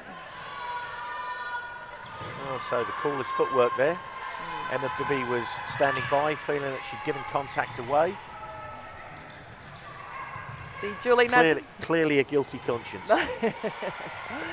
Hi Julie, Madsen's joined us. Julie is our token manager for Sonics Netball. Julie loves her netball. Coming up from Hong Kong, from Brisbane, Gold Coast actually.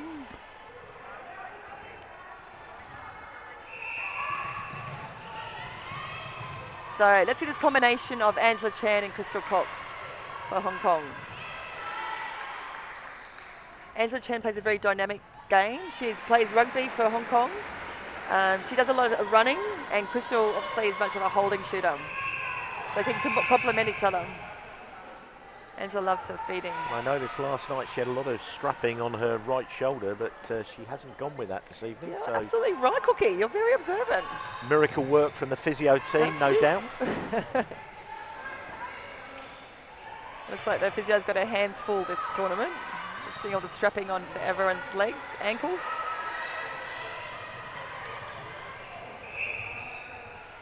So more really good defence there from Hong Kong, really forcing Gibraltar to work hard.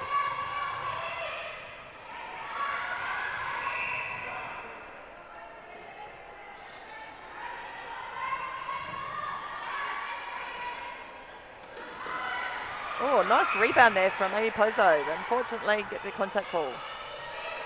Pretty dynamic jump from the smaller woman there. Great backing up from Emma Bibby. Emma Bibby just joining back into the squad after a few years off, after having 3 children. Has she had another one since last night, has she done? She did.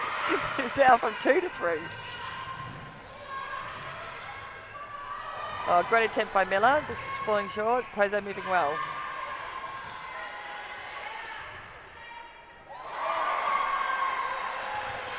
They're definitely a lot more accurate this game, Cookie, the Gibraltarians. Yeah, without doubt.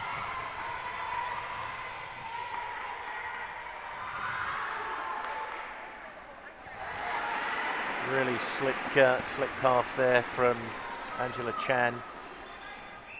I don't know if it's a tactic, but she seems to be playing a lot more outside the circle and leaving the circle to Crystal, trying to free things up in there.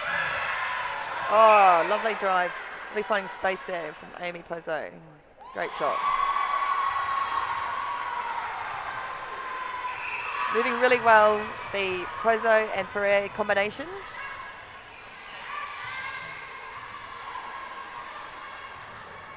So Ravigno, the goalkeeper for Gibraltar, is their captain, and obviously we're defending against a very tall Malaysian last night. So no doubt the coach for Gibraltar, Sarah Payers, has given us some tips on how to get around, moving around. So she's doing a tough job against Crystal Cox.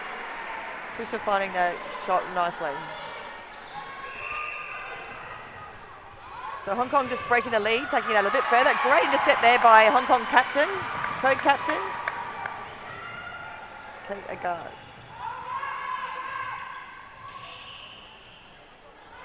Lovely pass, really stellar. Hong Kong finding their feet a bit now, Cookie.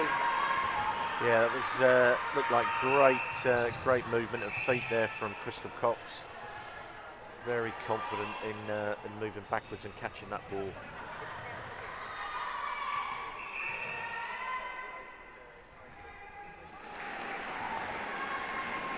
with those go-go gadget arms of hers. Oh, She's over there. absolutely. I defend her in their club tournaments, in the club league, Cookie, and believe me, when you think you've got the ball, she just comes out of nowhere and gets that extra tip. That would be gadget versus gadget. Oh. Good pressure there from Tassie.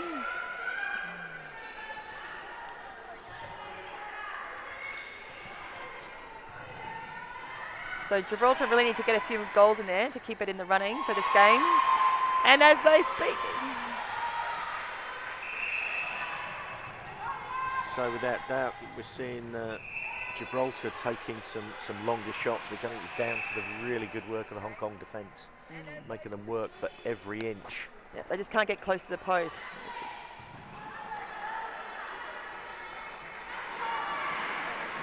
Bristol having a pretty dominating game here so far tonight, Dan.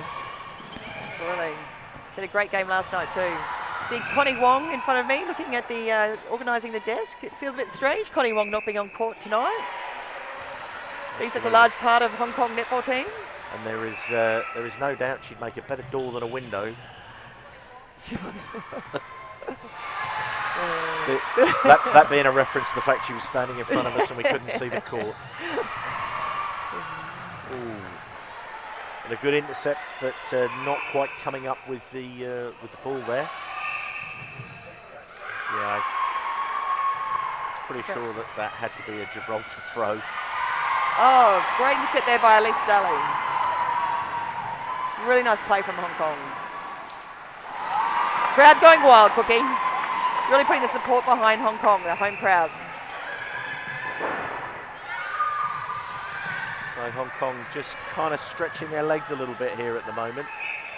Is this just a tactical play, or is the strength and conditioning and the fitness of the team starting to show already? Yeah, absolutely. And we said this last night. You can really say because they keep the intensity, they can keep the speed up in that full 15 minutes. Because in our club games, we only play 12 minutes. So the strength and conditioning they've been doing with Joint Dynamics Weekly, you can really show is coming to the fore in this tournament.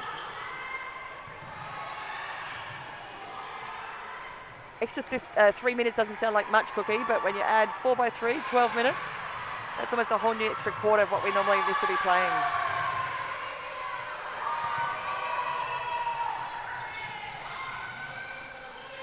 So world rankings for these two teams, we've got Hong Kong at 28 and Gibraltar at 31. So fairly closely matched.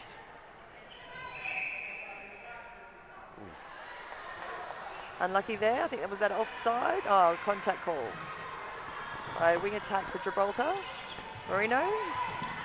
Her sister Joelle, vice captain, is in the centre position. And Emma Bibby's gone down off the ball. Emma Bibby looks like she's in pain. I didn't see that, Cookie. Do you know what happened there? Yeah, I think she took the ball. She took the ball on the pass there. I think she trod onto the ankle of the Gibraltarian player. Looks like a knee. Just watching it on replay here. Yeah, I think they collided knees. She's either twisted her knee or collided knees with her opposite number there. And fantastic to see the Gibraltar physio coming out to help Mel Pockpeaker. These injuries, the curse of a netballer. We see so many. And Bibby's been working really hard to get back on the fitness trail after a very bad finger injury over a month ago. Open dislocation of the fingers, so it was a bit of a nasty one at a training accident. Let's hope it's okay. I do not like the sound of that. No, wasn't pretty. So that brings Jessie back onto. Jessie Lee back on a wing defence. Back onto court. See, Kalani is joining us from Australia. Kalani being the previous goalkeeper for Hong Kong. She knows all about knee injuries. Hope your knee's getting better, Kalani. That's really good defence again. Oh, lovely shot there by Ferrer.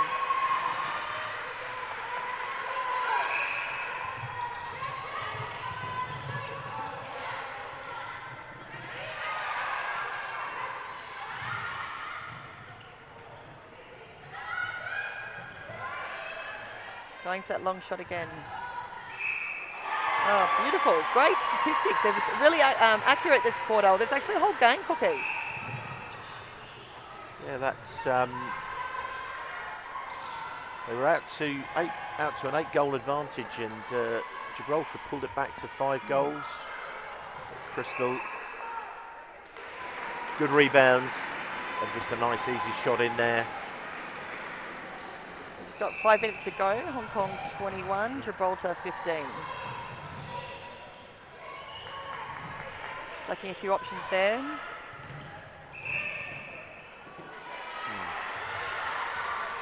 See, once they get the ball into the circle, they're actually converting and getting the goals nicely, but it's just actually getting that ball from the centre third into the goal third. Seen a few more options for Gibraltar. Yeah, so there's footwork and a replay there. A couple of technical offences in spitting distance of each other.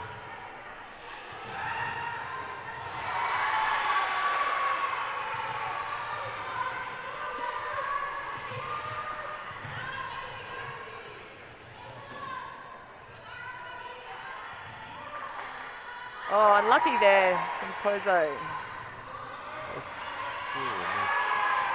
That Hong Kong, I think they're definitely feeling the pressure here. Yeah, we've seen this a few times in Hong Kong this quarter, is they're getting some turnovers, but they're not utilising it. They just need to play it safe. Crowd goes wild for Gibraltar. So 21-16 with 4 minutes to play. Oh. Friday night, an exciting Friday night, Cookie. Where else would you want to be?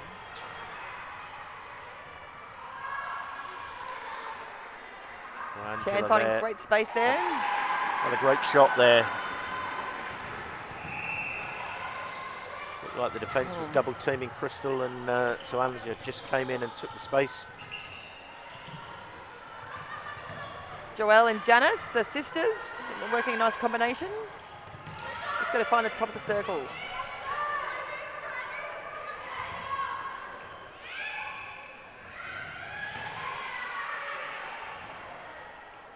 Great shot there from Pereira. Nice play. It's actually really good to see the Hong Kong defence. They're working so hard, but Gibraltar eventually unpicked them.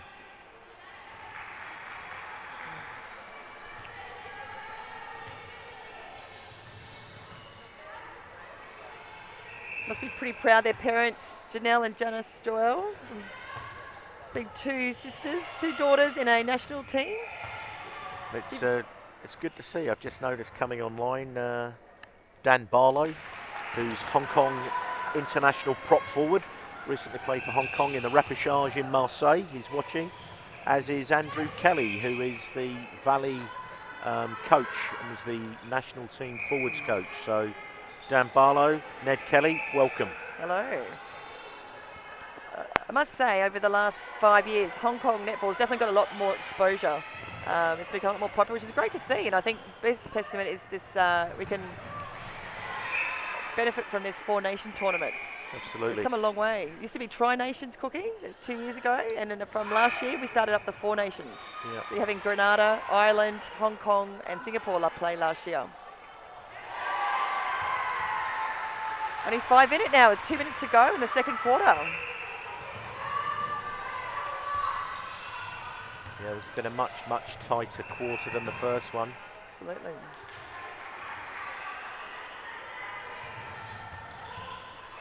Good movement there from Angela. But again, Gibraltar forcing the error out of Hong Kong. They're playing a lot tighter defence tonight. Really good tip there by Angela, really athletic.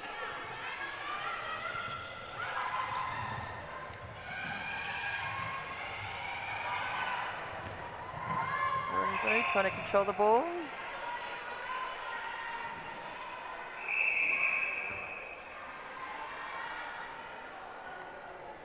So some good defence there from Becca Miller, but just overstepping and giving the contact away, but good rebound there.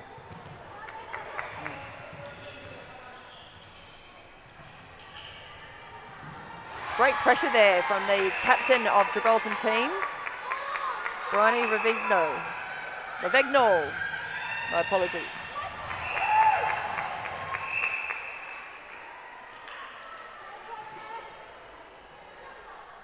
Bit of confusion of whose penalty it is. It looks like it's Hong Kong's going to take the ball. I think Tassie thought she was the one that contacted. Oh, no. There's obviously contact and still the Marino. centre back. Oh, yes, good take, Crystal.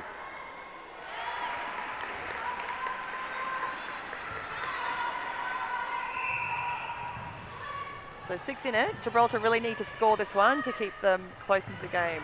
Lovely drive there Good from Amy work. Pozo. She's had a great game tonight, Cookie.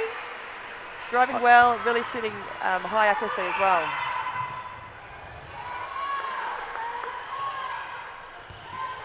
Amy Pozo's been really using those the footwork of those dance moves. Why wouldn't it? That's netball, it's as agility, isn't it? So, of course. Oh, yeah, I need to take up some dance steps, Cookie.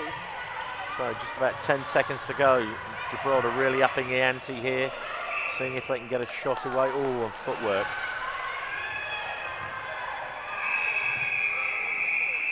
Okay, There half we go. time. 25-19. Okay. Definitely a strong quarter from Gibraltar. I feel there was a few unforced errors by both teams. But let's see what happens in this second half, Cookie. Will there be any changes? I see Gibraltar didn't make any changes for the second quarter, so let's see if she wants to keep the same combination on. Yeah, very good. Okay,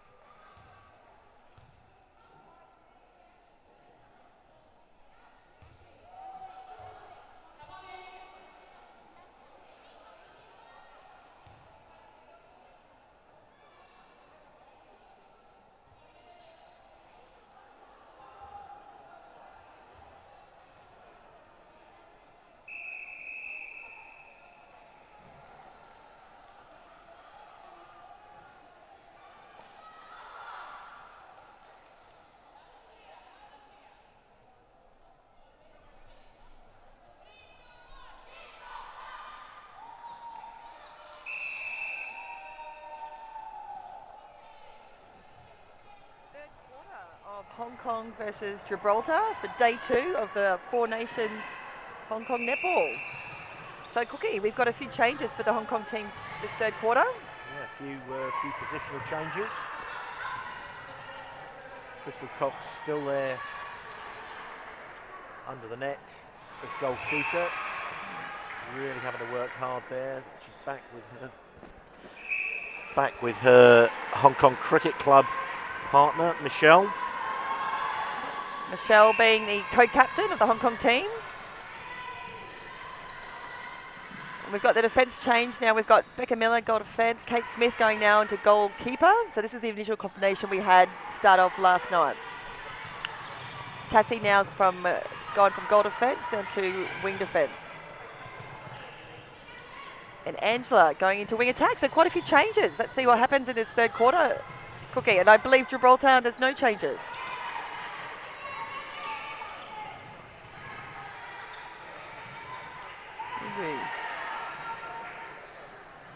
Lovely shot. Good shot. So nice start to Hong Kong for this third quarter. Really been impressed with the way that Gibraltar has hung on to Hong Kong here. You know, it was nip and tuck at the start, but Hong Kong got themselves out to about a 7 or 8 goal lead in that first half at one stage, and really in danger of stretching the legs. And the Gibraltarians, as I should say, yep, have really brought it back. Really brought some fight into this game. Definitely been a great match to watch. Amy Pozzo, the world dance champion / basketball / netballer, been having a great game tonight, working really well with Ferrer in the circle. Great shooting. Oh, again, lovely shot. Great start to the third quarter by Amy Pozzo. I love the way she just rolls that ball off the end of her fingers.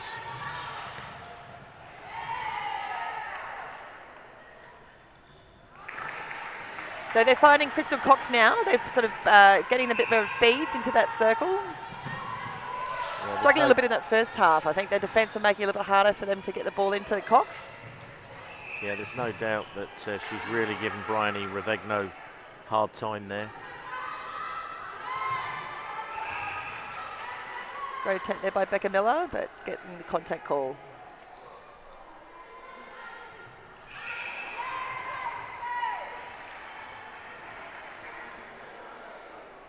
I see Jen Campbell and Jess McCauley have joined us for Facebook Live, my fellow teammates for Sonic's netball team, Cookie.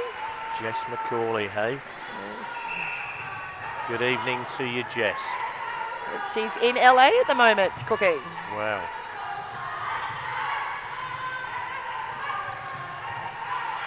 Bit of support there from the sidelines from Gibraltar.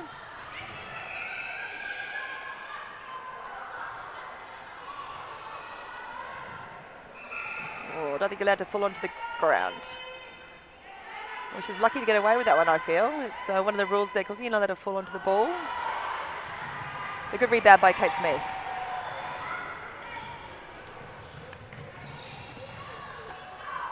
Again, a lovely hold there by Cox. Crystal just getting married recently, 3 months ago or so, I believe. Would have been a great wedding. Would have been very fun. They've just come back from a lovely honeymoon in South Africa. You can't see her husband Kelly, who is a big supporter. Oh, yes. Really, between he and I, we are pretty much ever present on the yes, sidelines exactly. of the netball courts of Hong Kong. He's a nice little netball player himself, playing in the mixed league. Crystal definitely has given him some good tips for the shooting. So Angela Chan there giving the contact away, but she works really hard both sides of the ball. As you say, her fitness and athleticism really evident. Absolutely.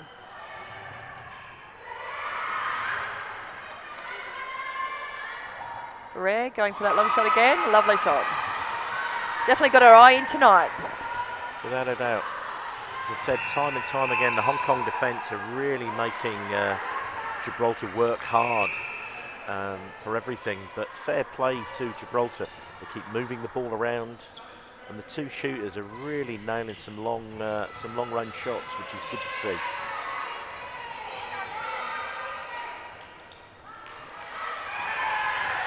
Oh, great defence there by Gibraltar. Lavegno, the captain, really trying to move a feet around Cox. Finding a bit of pressure, and they get the turnaround. But alas, can't capitalise. Now Hong Kong ball. Probably one pass too many from Michelle Arkle. She probably should have had the confidence to shoot that herself.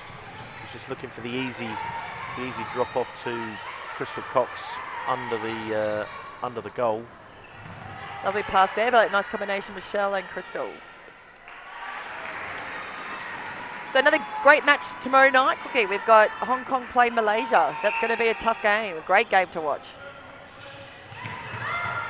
Both teams play against each other over the last 2 years, all being tightly contested. So a 9-goal advantage now for Hong Kong, which is probably the largest advantage they've had in the game.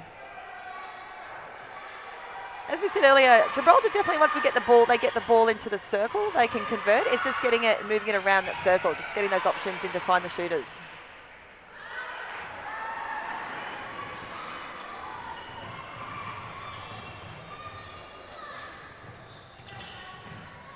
I think it's good to see because Gibraltar definitely don't have that height advantage in the circle, so they're having to work the ball around, work it in low.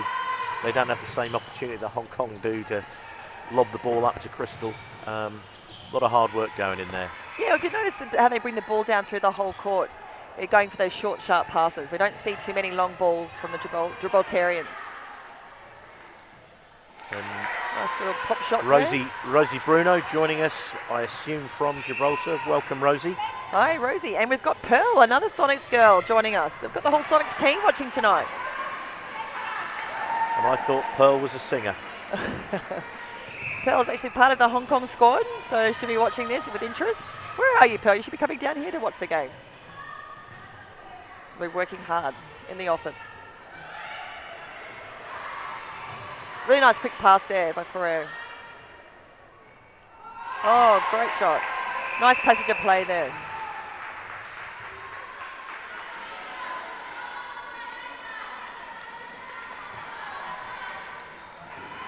So a change with Becca Miller coming off, and we've got Anne Lowe coming on to goal defence. I think that was a pre-organised one there, Cookie. It looks like it. Tactical change. Tactical change. Don't see any injury from Becca Miller.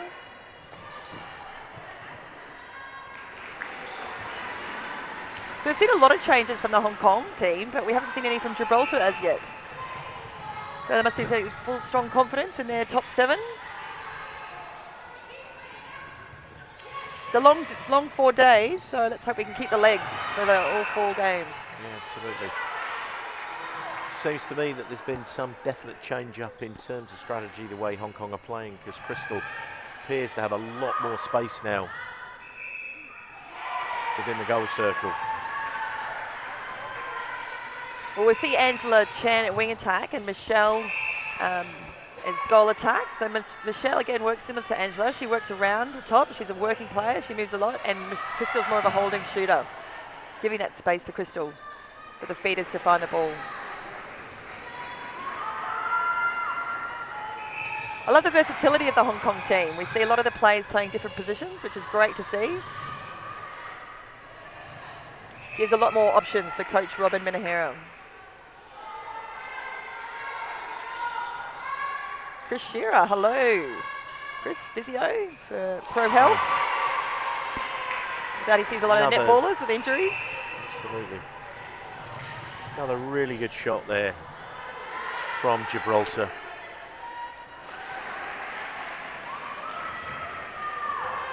So score being now 36-27, but I still feel like it's a really close game. It's still giving that intensity from Gibraltar. They're not giving an inch for the Hong Kong team.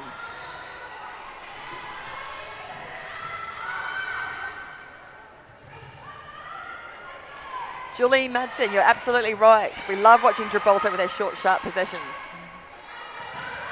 You must be listening to what we're saying.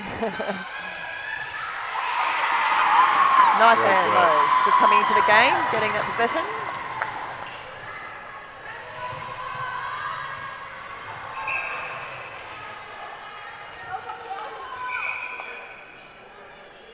So last night with Gibraltar, we saw a very physical game against Malaysia. There was quite a few girls down on the court. Luckily to see they're all okay tonight. No big injuries apart from that girl that we could see warmed up, hurt her ankle. Hopefully she looks okay now. Yeah. Let's hope the goalkeeper's okay. Yeah, hopefully I didn't talk too soon. She's having a torrid time trying to mark Crystal Cox. Another good goal there for Crystal. Yeah, Crystal Cox, she's really got a strong hold, so she makes it very hard to defend her. She's also one now that she's starting to move a lot more out of the circle, so it's basically trying to predict what she's going to do.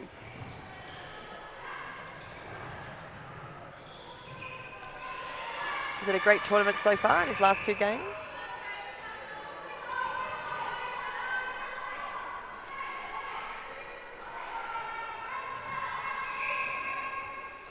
Kate Smith just trying to get around the player, but not quite making it. So Amy going for that long ball.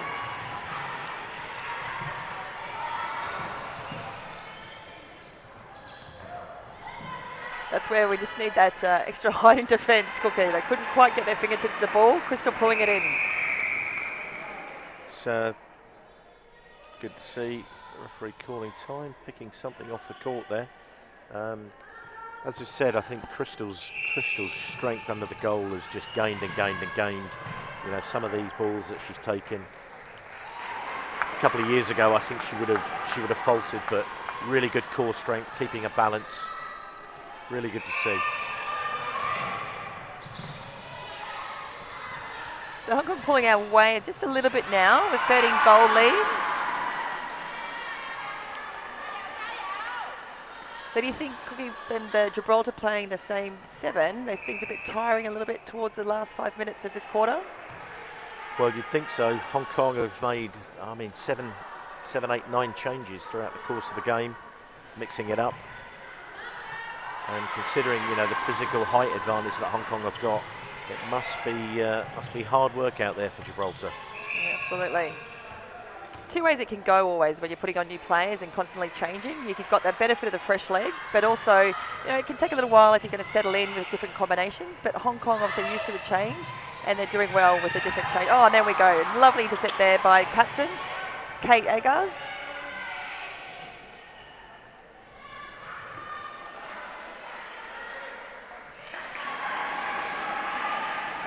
Nice high five from Crystal and Michelle. Smiles on their face.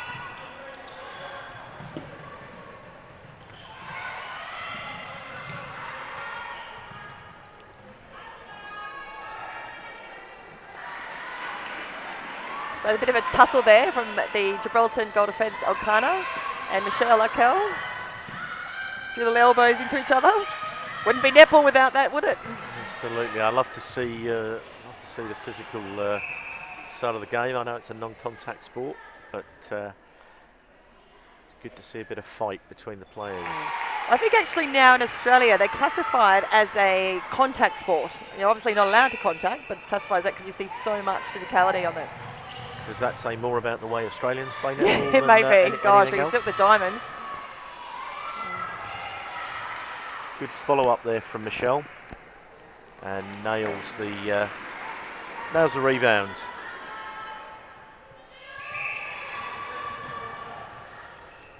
So Beck Boss is online and says, "Go Hong Kong." Yeah, go back. It's always been a great supporter of Hong Kong netball. He's trying to find space for shooters. Nice recovery there by Ferrer.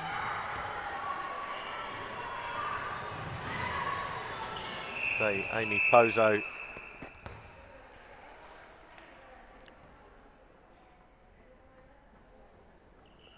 Confusion there from the umpire.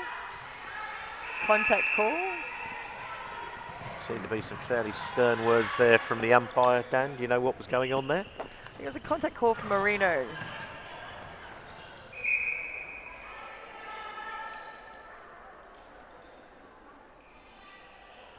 Oh. 50 seconds to go. Friday night. Hong Kong versus Gibraltar. 44-28. So So this is definitely the biggest lead that Hong Kong have held. 16-point lead here now. Yeah. It's been a Keep good... being a stats man and a betting man. I think where's your money on for the last quarter? You might have to say Hong Kong at this point in time. Or I think it's still too early. No, I think we'd take an amazing comeback now from Gibraltar, but it's really good to see them working so hard. And I think this is a really good hit out for Hong Kong. If they came out and steamrolled someone tonight, it wouldn't really be any help in the build-up to the game tomorrow against Malaysia, which is surely going to be a tough one. That's going to be a very tough game. 4 seconds. They really need to convert. They're going for the long shot. They didn't quite get it. So third quarter, Hong Kong leads 44-29. So yeah, really good quarter there for Hong Kong, winning that 19-10. It's far and away the strongest they've been. I think Crystal, as I say, she looked really good there, really solid under the high ball, and they seemed to be. She was sort of screening the space for herself really well. And I think, whatever she's doing with Michelle, I don't know the technicalities of this, but Michelle seemed to be buying her an awful lot of space there. Yeah, absolutely. I was going to say, Crystal is getting the ball, but it's also because Michelle Arkel is creating a nice bit of space. As well as great feeding, and they've got a fantastic centre wing attack combination as well. So let's see if Hong Kong makes any changes. I predict that she will. I want to try and get every player on court with a sort of a reasonably comfortable lead, 15 goals. Gibraltar, let's see if they make any changes. They've played the same 7 for the first half. Yeah, and it doesn't look like Emma Bibby's going to play any further part in the game tonight. Let's hope it's nothing too serious and she's okay for tomorrow. Yeah, fingers crossed. And as yet, Helen Bibo is the only person not to make an appearance, but it does look like she's going to be coming on. Yeah, so Helen's been only playing netball for 3 years, Cookie. So amazing after the 3 years, very talented to get into the Hong Kong team. She's previously played for Canada for basketball for 14 years. So fantastic transition. Very athletic girl.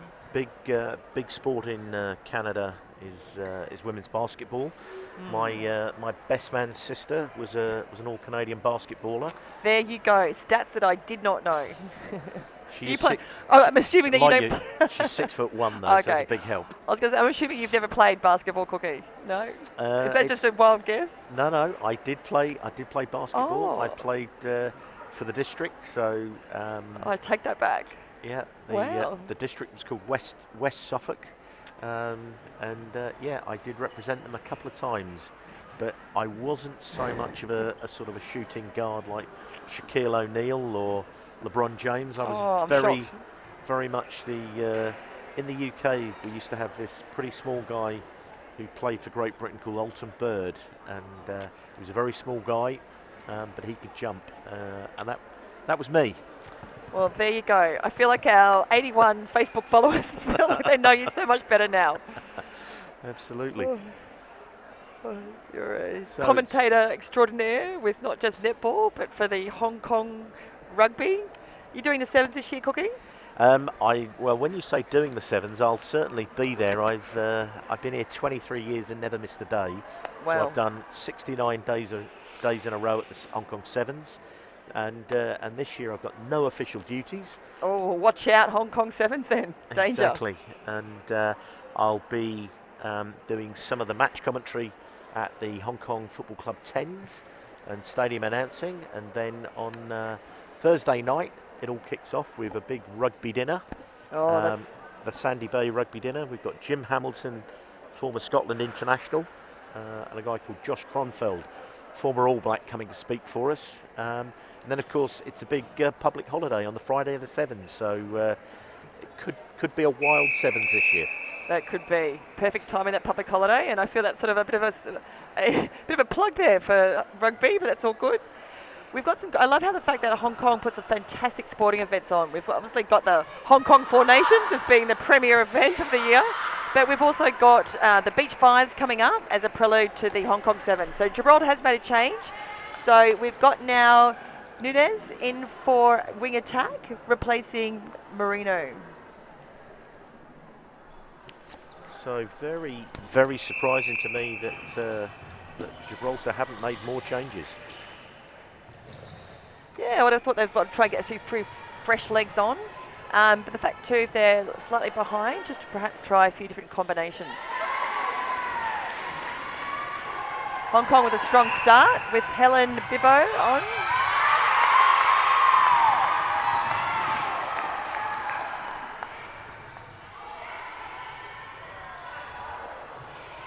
I think I'm right in saying this is the first minute that Crystal Cox hasn't played.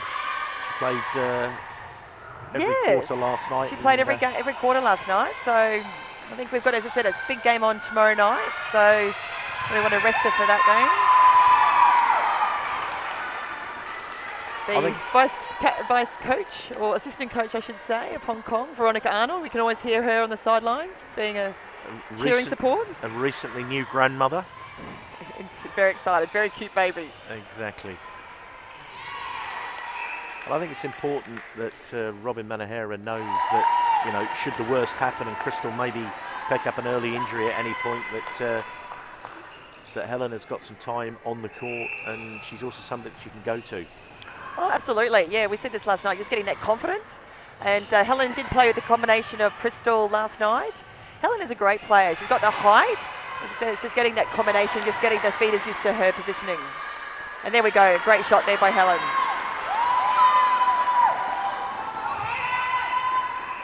We've got a lot of depth in the Hong Kong team, so they've played different positions. We see Tassie, she's played goalkeeper, goal defence, wing defence. Kate Smith, goal defence, goalkeeper. Angela Chan, wing attack, goal attack. She also plays a nice goal shooter as well. A lot of flexibility there for Robin.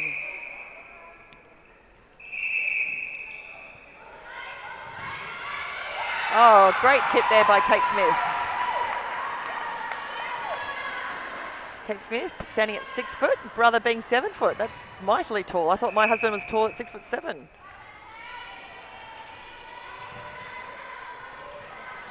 Might need to recruit him for Hong Kong rugby, hey, Cookie? Absolutely. I think the tallest man to play international rugby at Tier 1 level, a guy called Richard Metcalf, who is in fact 7 foot tall. Wow. But, on a rugby field, there's some point where height becomes a bit of a disadvantage if you're too tall. Yeah. So Helen in with another good goal there. Michelle looking for that long pass into Helen. Oh, probably a contact there by the captain of Gibraltar, goalkeeper. She must have been so pleased to see Crystal Cox not coming out for this final quarter, but to see her replaced by Helen there, not much of a respite. Yeah, there's a little bit of a height difference between the captain, Ravegno, and Helen Bibbo. We'd say, what, about 5 inches, Cookie? Maybe not, 4? She's certainly giving something away, but really impressed with the fight of the Gibraltarians. Oh yeah, I don't necessarily think the score reflects the intensity and the closeness of the game. They've really put pressure on every single pass and every quarter as well. Hong Kong just pulled away a little bit in that third quarter, making use of their turnarounds. Helen's clutching her finger. Hopefully it's not too bad. Physiotherapist Mel Pottinger certainly keeping a job busy this weekend, looking after Emma Bibby right now. Mel's been the physiotherapist for the Hong Kong team for quite some time now. Did a fantastic job for the last, I think, say, 15 years. And obviously a good player in the Hong Kong leagues herself. Absolutely, she is. A very nice defender for the DB team.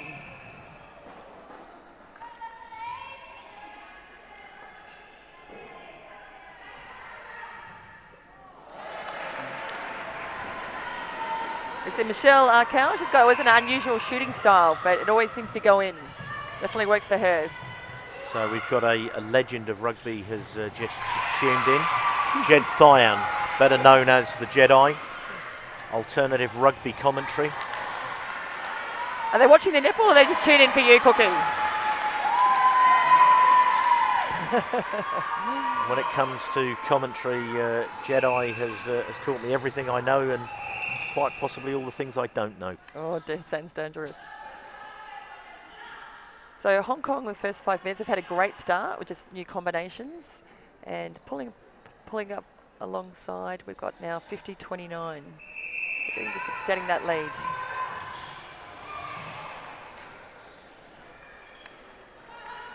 I don't see Lorraine Pack around at the moment, Cookie. Lorraine has done a fantastic job organising this whole event. We saw her ever so vigilantly by the table last night, but no doubt overseeing it somewhere. You can see the signs in front. Champion System, Jax Coco, Joint Dynamics, 2XU, more chaos. All our sponsors for the event. Definitely need those sponsorships so we can put on such a great tournament over these 4 days. Certainly Jax Coco with their coconut water. Oh, it's been amazing. Kept us hydrated over this last 2 hours.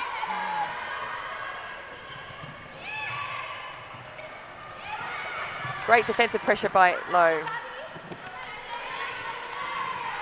So last night the score, Malaysia 61, Gibraltar 27. So can we read anything into that as we move into this last 9 minutes of this game? Well, I think obviously they're going to be having a higher score, Gibraltar, and I think they're actually working better tonight. They're moving around and they're a lot more accurate. So whether it's just they're finding their feet into the tournament, because I could definitely say Hong Kong's applying the same, if not more, defensive pressure than Malaysia did from last night. Yeah, I think you're absolutely right. I think Gibraltar is definitely better for the run. I think it'll be a great game with Gibraltar and Thailand tomorrow night. So, yeah, I would not want to be predicting who's going to win that game. Gibraltar is 31st ranked in the world and Thailand's 34. So expecting a very close matchup. A little bit of a mistake there from Gibraltar, maybe a little bit of fatigue coming in. Only made a couple of changes throughout this game. And a great long bomb shot there from Helen.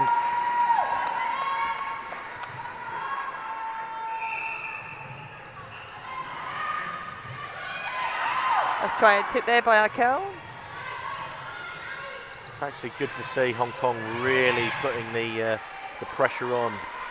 Yeah, so their centre, captain with its Joel Marino. We don't often see a bounce pass in the centre third, Cookie. That is an interesting option.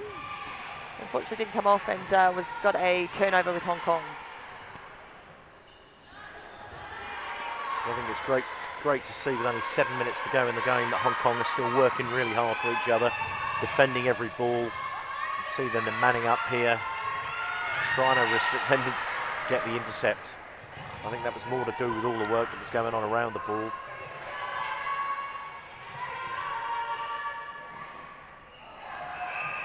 Oh. Akel does a great job driving into close to the post. Quick shot in. So what did we say, Cookie? Was the Malaysia and Gibraltar score for last night? It was 61-27 to Malaysia. 61, okay, let's see if Hong Kong can get to 61. We've got 6 minutes 30 to go.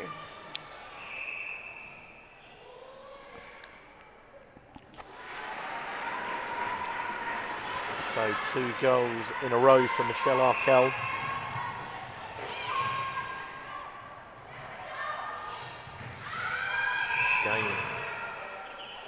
Again, we can see this pressure that Hong Kong are putting on right through the centre third. We saw last night that the Hong Kong defence did a lot of zone defence, particularly if they were wall up onto the circle. But tonight they're doing a lot more of defensive type man-on-man.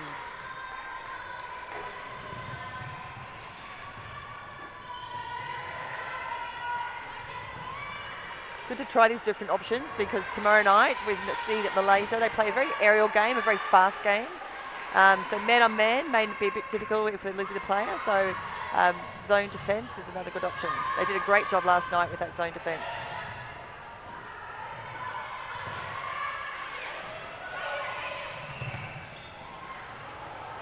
Ferrer trying to come out, sensing a little bit of frustration, just asking for the ball. Not quite looking into the shooters.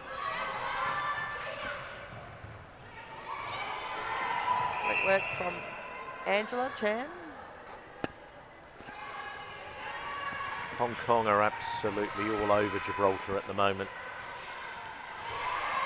Yeah, again, I think I'm looking at Hong Kong's fitness. They just don't even look tired, do they, Cookie? He's strong and fit. See, they've got the blue dresses on tonight from Champion System.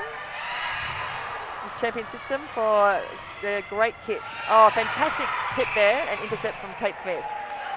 Getting that front position from Ferrer. She gets a contact call there.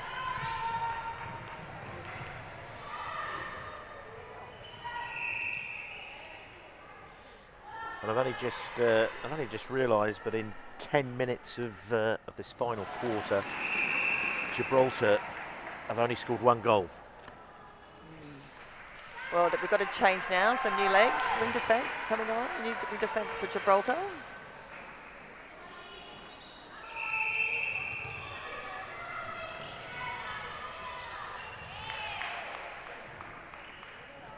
There could be 2 things there, Cookie. They're just getting a little bit tired, but also we've just had such great pressure defence all the way down the court, not just from the goal defence, goalkeeper and wing defence, but we're seeing great defensive pressure from the attacks of Hong Kong as well.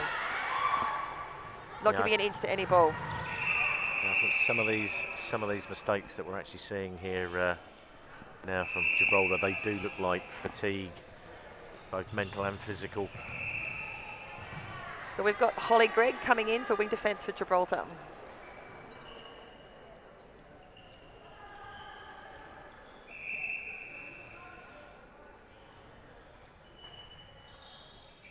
Oh, not quite. Great rebound by their captain, Vigno.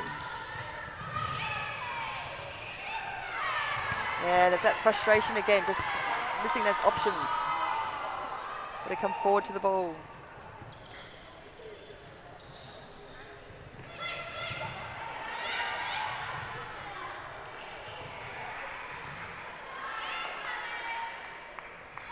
Lovely pass, lovely shot from Helen Bibbo. So 56-30 with 3 minutes to go.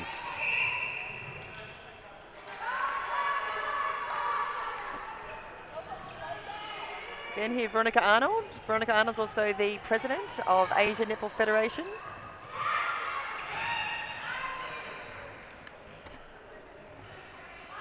Oh, nice one. So that makes it 2 goals. 2 goals in this quarter. See the sign in the crowd there, go Kate Smith. Oh, nice to have some supporters in the game. Kate Smith having a great game again. So there's been some stunning interceptions in defence. So Hong Kong's had a really strong game tonight, Cookie, I think from both ends, attack and defence. Bring the ball down, using different combinations, settling in. Coach Robin Menahera should be really happy with this game. A lot of takeaways for tomorrow night's game against Malaysia. Yeah, without a doubt. And I think with the changes that Robin has made, she's probably made it quite difficult for Malaysia to even spot out necessarily how Hong Kong will play, because they've definitely changed it up through at least 3 of the 4 quarters. Yeah, no, that's a great point. I wouldn't be able to predict the top 7 right now. Every single player's had a great game on court. Be a very tough decision to make for tomorrow night's game.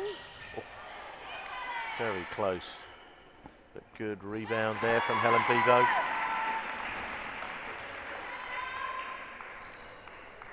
Lisa Daly in centre, player for the Hong Kong Football Club. Had a fantastic season on top of the ladder, undefeated. We've got a football club combination here of Helen Bibbo, we've got also Elise, we've got Tassie and Kate Smith. We might as well call this a Hong Kong Football Club team, Cookie, for this 4th quarter. They're working really well together.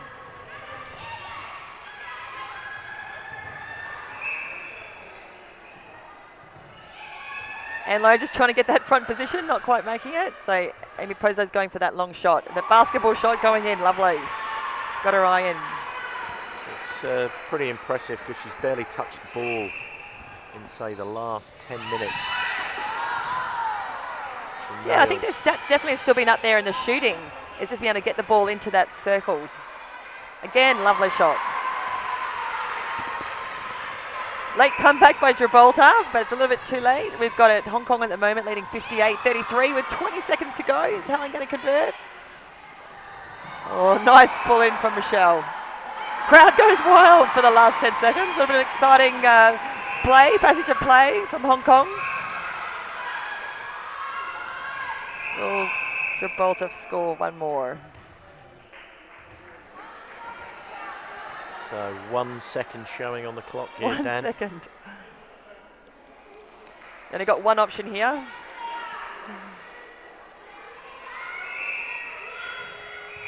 Oh no.